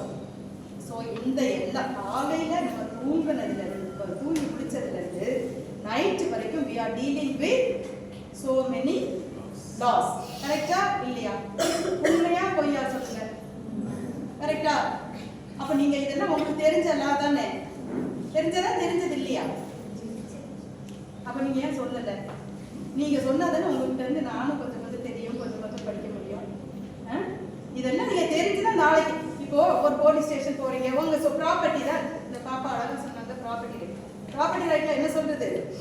5 பிள்ளைங்க இருந்தாங்கன்னா 3 பையன் 2 பொண்ணு இருந்ததுன்னா it should be divided into the, எனக்கு கணக்கு தெரியாம all the property should be divided into equally 5. நீ பொம்பளை பிள்ளைக்கு உனக்கு கம்மி, ஆம்பளை பையனுக்கு ஜாஸ்தி, அந்த மாதிரி எல்லாம் கிடையாது. அதனால அந்த equality or equal before law. இப்போ வந்து ப்ராப்பர்ட்டி ரைட் வந்து பெண்ணுக்கும் ஆணுக்கும் சமம்னு சுப்ரீம் கோர்ட் ஜட்ஜ்மெண்ட்ஸ் நிறைய சொல்லிட்டாங்க. நம்ம ஸ்டேட் லா இருக்குது, சென்ட்ரல் லா இருக்குது.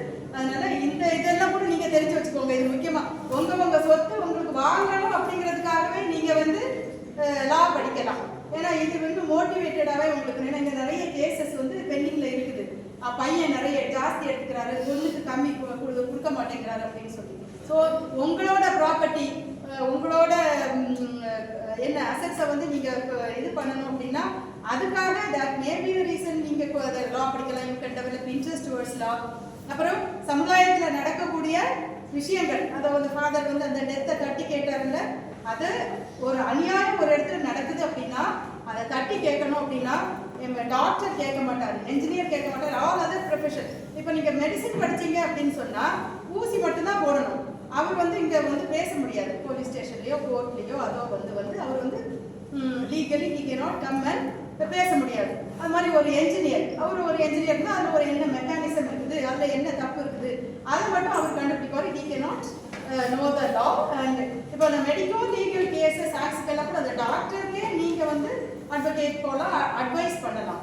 ஸோ தட் என்ன அந்த சலுகையும் இஃப் யூ ஸ்டடி லா அது இருக்குது. அப்புறம் அந்த லா படிச்சா அவர் ப்ரொஃபஸர் சொன்னது மாதிரி, அவர் சொன்ன மாதிரி you can enter into all the field. Hospital போனால் அங்கே ஒரு மெடிக்கல் அட்மினிஸ்ட்ரேஷன் டிபார்ட்மெண்ட்டில் போகலாம். சிவில் சர்வீஸ் அது இதெல்லாம் நீங்கள் மறந்துருங்க, ஏன்னா இதெல்லாம் பழைய காலம். அப்போ IAS, IPS, IFS அது இதெல்லாம் இருக்கட்டும். That is also I am not discouraging you to go through all those aspects. அடுத்த லெவலுக்கு நீங்கள் வந்து யோசிக்கணும். இதெல்லாம் நம்ம கொஞ்ச நாளைக்கு முன்னால் ரொம்ப கிளாமரஸ் பொசிஷன்ஸாக இருந்தது. அம்மா கலெக்டராக இருக்காங்க, எஸ்பியாக இருக்காங்க, அப்படி இருக்காங்க. இப்போ நீங்கள் அடுத்த கட்ட நடவடிக்கை போகணும். ஏன்னா நீங்கள் இப்போ லா முடிச்சிங்கன்னு சொல்லுங்கள். இப்போ எல்லாம் பெரிய பெரிய பொலிட்டிக்கல் லீடர்ஸ் எல்லாம் எடுத்துக்கோங்க. இப்போ நேரு, காந்தி, வேர்ல்டு லீடர்ஸ் தான், ஒபாமா, அந்த ஃபாரின் பிரசிடென்ட்ஸ், இன்டர்நேஷனல் லெவல்லாம் எடுத்துக்கிட்டிங்கன்னா எவ்ரிபடி ஆர் லாயர்ஸ். லாயர்ஸ் தான் அவங்க போய் என்ன பண்ண முடியும், தைரியமாக நின்று பேச முடியும். ஒரு டாக்டர் இருக்காங்கன்னு வச்சுக்கோங்க, டாக்டர் வந்து ஓஹோ ஒரு தப்பா ஊசி போட்டுட்டா அல்லது ஏதோ ஒன்று ஒன்றுன்னா அவர் பயந்து அதுக்கடுத்து நம்ம என்ன பண்ணுறது. இது வந்து நம்ம தப்பா இருந்துச்சுன்னா கூட அதை வந்து ஊசி முழுக்கி ரைட்டு அப்படின்னு சொல்லி அவங்க கிளையன்ஸோட கேஸை விச் இஸ் நாட் ட்ரூ, ஆனால் இட்ஸ் நாட் கரெக்ட். ஆனால் அவங்க ப்ரொஃபஷனல் டியூட்டி வந்து அவங்க அந்த லெவலில் போய் அதை வந்து பண்ணுவாங்க. So if you become a lawyer, you can be anybody. You can go around the world and you can go possess all the positions in the world provided if you study law. சரியா? நீ இப்போ நம்ம ஒரு அதுக்கு வேற position. இப்போ civil service எல்லாம் எடுத்துக்கொண்டு சார் சொன்னாங்கல்ல, IAS ஆஃபீஸர் வந்து லா படிச்சு அவங்க சிவில் சர்வீஸ் எல்லாம் முடிச்சுட்டு sir well and good. If you get such kind of glamorous positions it is well and good. But அவங்க சொன்னாங்க கபில் சிபல், அந்த கபில் சிபல் அந்த அட்வொகேட் எல்லாம் ஒரு அப்பியரன்ஸுக்கு ஒரு ஃபீஸ். அதுக்காக நம்ம Rome was not built in a day. இப்போ படிச்சு முடிச்ச உடனே நீங்க அந்த கனவுலையும் வரக்கூடாது. டக்குன்னு நமக்கு கபில் சிபல் மாதிரி பெரிய பொசிஷன் நிறைய 15 கோடிக்கு சம்பாதிச்சிடலாம், ராம் ஜெயத்மலானி பெரிய அட்வொகேட் மாதிரி பண்ணிடலாம். It has its own process. அது ஒரு 10-30 வருஷம் நீங்க நல்ல ப்ராக்டிஸ் பண்ணா, ஒரு 10-20 வருஷம். If you constantly stand in this position, then your life will be settled later. அது எடுத்தோடப்ப அந்த வாழ்க்கையில் நிறைய டிப்ரெஷன் வரும், so many cross roads will come, ரொம்ப கவலை வரும், கஷ்டம் வரும், ப்ராப்ளம் வரும். these are all you have to overcome. இந்த வந்து இந்த டிப்ரெஷன், இப்போ ஜப்பான்லாம் அந்த டிப்ரெஷனுக்கே ஒரு சூசைட் ஒரு இடம் இருக்குதான். டிப்ரெஷன் வந்து அங்கே போய் செத்து போயிடுவாங்களாம். So that country has molded their students like that. I have read it, which is I think it should be true. ஆனால் ஒரு பையனும் அப்படிதான் சொன்னேன். ஏன்னா ஒரு இங்கேருந்து படிக்க போன ஒரு பையன் இறந்துச்சா. அப்போ நாங்கள் அதை விசாரிக்கும் போது சொன்னாங்க, அம்மா அந்த ரொம்ப டிப்ரெஷன் அது இது எல்லாம் தாங்க முடியலை. தே வென்ட் அண்ட் ஒரு அந்த கண்ட்ரியே ஒரு இடம் வச்சு கொடுத்துருக்காங்க, அங்கே போய் சூசைட் பண்ணிக்கிறாங்க.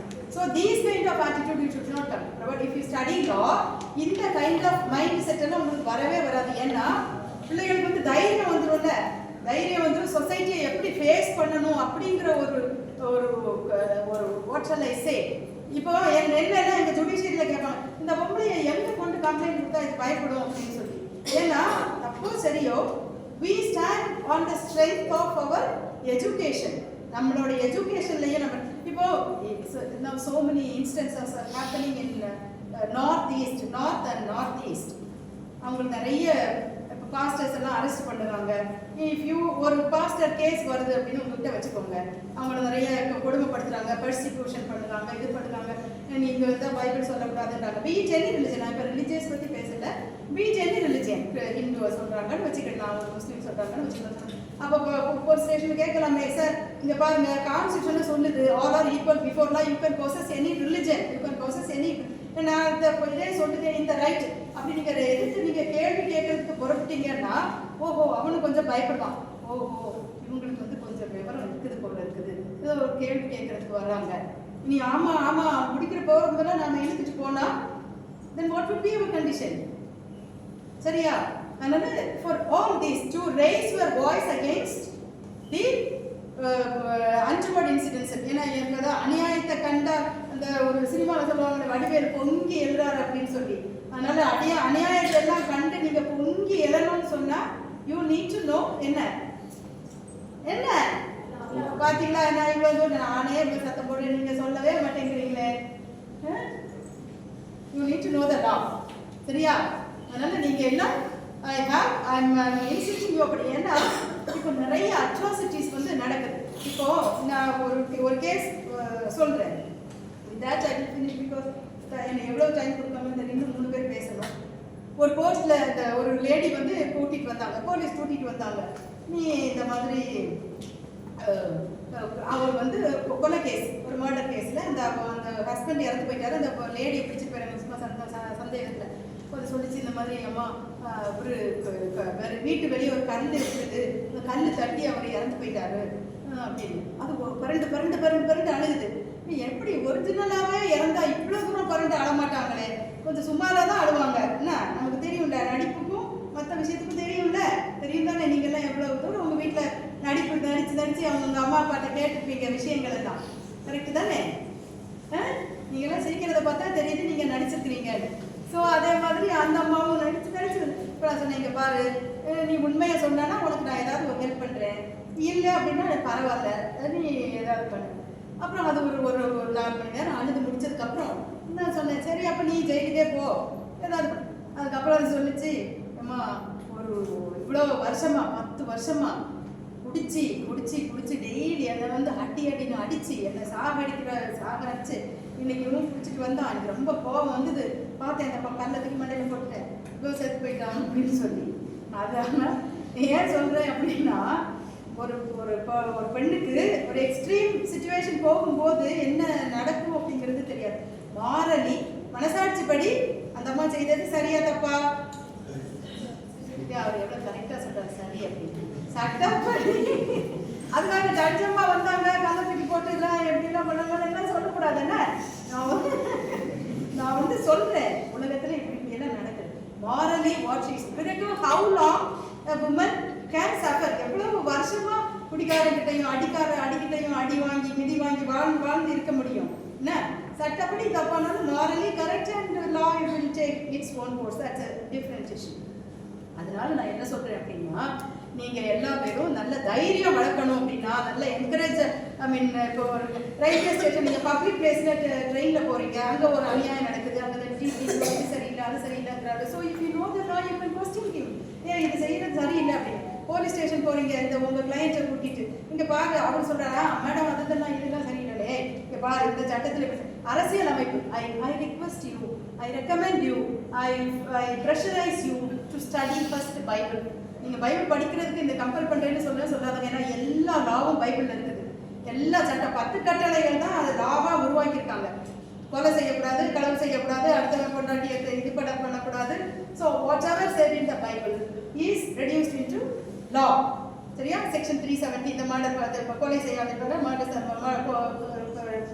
கொலைக்கு இந்த. அதுக்கப்புறம் நீங்க படிக்க வேண்டிய புக் என்ன புக்கு? கான்ஸ்டிடியூஷன், அரசியலமைப்பு சட்டம். நீங்க லா படிக்கிறதுக்கு முன்னால இதெல்லாம் நீங்க வந்து என்ன பண்ணணும்? கான்ஸ்டிடியூஷன் கட்டாயம் படிக்கிறது. படிச்சாதான் உங்களுக்கு ரைட்ஸ் என்ன இருக்குது, ப்ரிவிலேஜஸ் என்ன இருக்குது, உங்களோட டியூட்டிஸ் என்ன இருக்குது, இதை முதல்ல தெரிஞ்சதுக்கு அப்புறம் தான் நீங்க அதுக்கு அடுத்த கட்ட நடவடிக்கைக்கு வந்து நீங்க போக முடியும். So you have to study constitution and the rest of all other things will be added and you. I request இதை நீங்கள் எல்லா பேரும் ஒரு சின்ன புக்கு வாங்கி பஸ்ஸில் போகும்போதும் வீட்டில் இருக்கும்போதும் எக்ஸாம் எழுதும் போதும், ஏன்னா எல்லா கொஸ்டினும் அதுல இருந்து தான் வருது, கான்ஸ்டிடியூஷன் புக்கில் இருந்து தான் வருது. So everything you have to study the constitution book, and I request your தம்பி also to get a constitution book and to keep it in the library so that நீங்க அந்த அந்த அந்த ஒரு புக்கை மட்டும் நீங்க தரவா படிங்க. அதுக்கப்புறம் மீதி எல்லா விஷயமும் உங்களுக்கு வந்து வந்துடும். சரியா? So with these notes, and I don't want to get you bored for so long, ரொம்ப நேரம் பேசிட்டேன் அப்படின்னு சொல்லி நினைக்கிறேன். நீங்க எல்லாம் ரொம்ப தைரியமான பிள்ளைங்களா வாழணும். ரொம்ப என்ன சொல்றது, ஏன்னா நம்மளுக்கு எல்லாம் எஸ்பெஷலி பெண்கள் கேர்ள்ஸுக்கு வந்து எப்படி 3 minutes கேர்ள்ஸ் ஆக்டிவிஸ் வெயிட் அப்படின்னு சொல்றாங்க. ஆனால் ரொம்ப இந்த சமுதாயத்துல தான், இந்த நாட்டில் தான் நம்ம வாழ்வோமோ அப்படின்னு சொல்லி மனசுக்கு ரொம்ப பாரமா இருக்கு, ரொம்ப வருத்தமா இருக்கு. அது நீங்க எல்லாம் நல்ல தைரியமா ரொம்ப படிப்புலையும் சரி சட்டமும் அது தெரிஞ்சு at least to a minimum level crime and உங்களோட டியூட்டியை நீங்க அந்த சமுதாயத்துக்கு நீங்க போட்டீங்க அப்படின்னு சொன்னா at least you can protect to a minimum level society. And நீங்க எல்லா பேரும் நினைப்பேன், நான் ஹூ நோஸ் நாளைக்கு நீங்க எல்லாம் பெரிய பெரிய ஜட்ஜஸா இதோ எங்கேயே உட்கார்ந்துருப்பீங்க, நாங்க வந்து அங்க உட்கார்ந்துருப்போம். பெரிய பெரிய ப்ரொஃபஸர்ஸா ஆயிருப்பீங்க, பெரிய பெரிய ஆஃபீஸர்ஸா ஆயிருப்பீங்க. ஏன்னா இன்னைக்கு நாங்க இங்க பேசிட்டு இருக்கோம், நாளைக்கு உங்களை எல்லாம் பார்க்கும்போது நீங்க கேட்பீங்க ஓ ஆர் யூ அப்படின்னு. So that level you should come. We are wishing and praying all of you to be great officers and to become a great human. And one more, இப்போ நான் IAS IPS ஆஃபீஸர் ஆகணும்னு சொன்னீங்கன்னா parliamentarian ஆகுங்கன்னு சொல்லுவேன் நான். Because that has got the ultimate power. நீங்க அந்த பார்லிமெண்ட்டை போய் நினைக்கணும், பெரிய மினிஸ்டர் ஆகணும், கொஸ்டின் கேட்க முடியும். நீ எனக்கு தெரிஞ்சப்பட்டாங்க நேற்று தான் அங்கே போகும்போது பார்த்தோம், ரோடெல்லாம் சரியே இல்லை, ரொம்ப பள்ளம் மேடாத இந்த மாதிரி இருந்தால் இந்த ரோடு போடுறது வந்து it is our right and it is our basic right and environment right. we have to question. பார்லிமெண்ட்ல இருந்தா இந்த நிறைய ரோடு போடல கேட்கலாமா எதிர்கட்சியை பார்த்து? So that has got a great huge power. அந்த பவர் வந்து நீங்க டெவலப் பண்ணணும். அது அப்படி போகணும் அப்படின்னா நீங்க you need to know the law. If you need to know the law, you have to study law. This is what is the importance of studying this legal education and to become a healthier and நல்ல ஒரு அடுத்த society உருவாக்குறது எல்லாமே உங்க கையில தான் இருக்குது அப்படின்னு with this note I wish you all the very very best and may God bless you all. ஏதாவது உங்களுக்கு டவுட் இருந்தது அப்படின்னு சொன்னா அடுத்த ஸ்பீக்கர்ஸ் பேசி முடிஞ்சதுக்கு அப்புறம் whatever doubt you have, you are most welcome. And thank you once again. I thank Father Robinson, the director of this academy, for inviting me, for having given me this opportunity to see all the beautiful girls, very very beautiful girls, tomorrow judges, tomorrow officers, future parliamentarians, and wishing you all the very very best and God bless you all, my dear child. And thank you so much once again, my dear director. God bless you.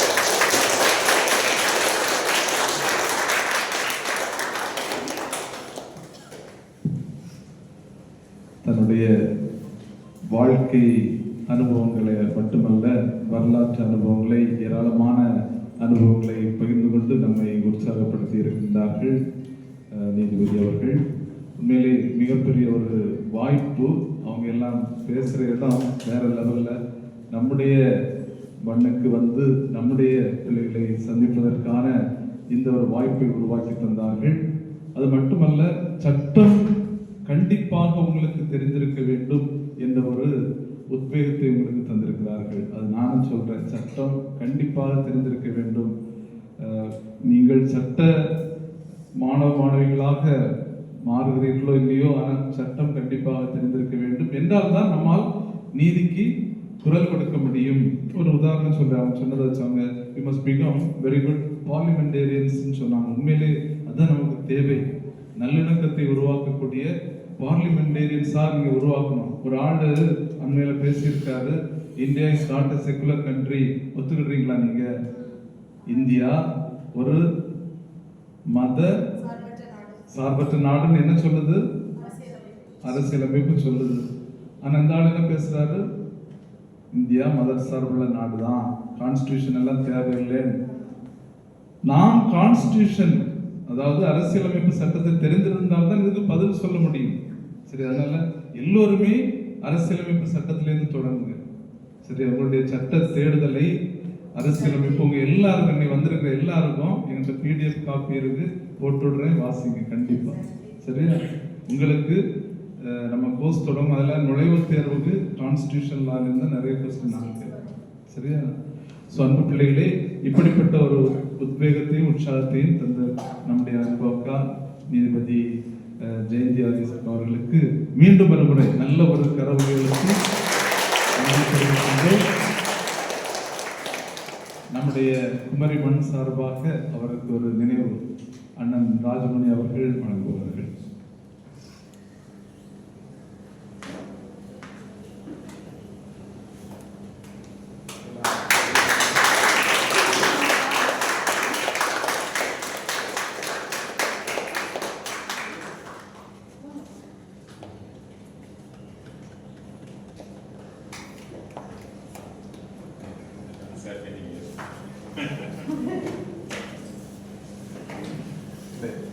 இந்த நேரத்திலே மற்ற விருந்தினர்களுக்கும் அண்ணனுடைய திருக்கரங்களால் ஒரு உண்மை சொல்றேன். நான் சட்டம் படிக்கிறது அண்ணன் தான் காரணம். படிமக்களுக்கும் படி அப்படி சொல்லி என்னை அனுப்பி வைத்தார் இல்லையா? அதனால அதை மறக்க முடியாது.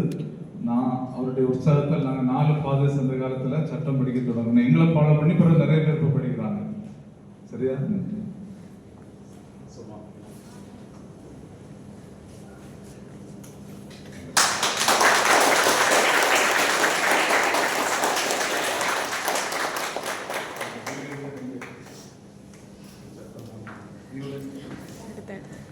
சந்தோஷம்.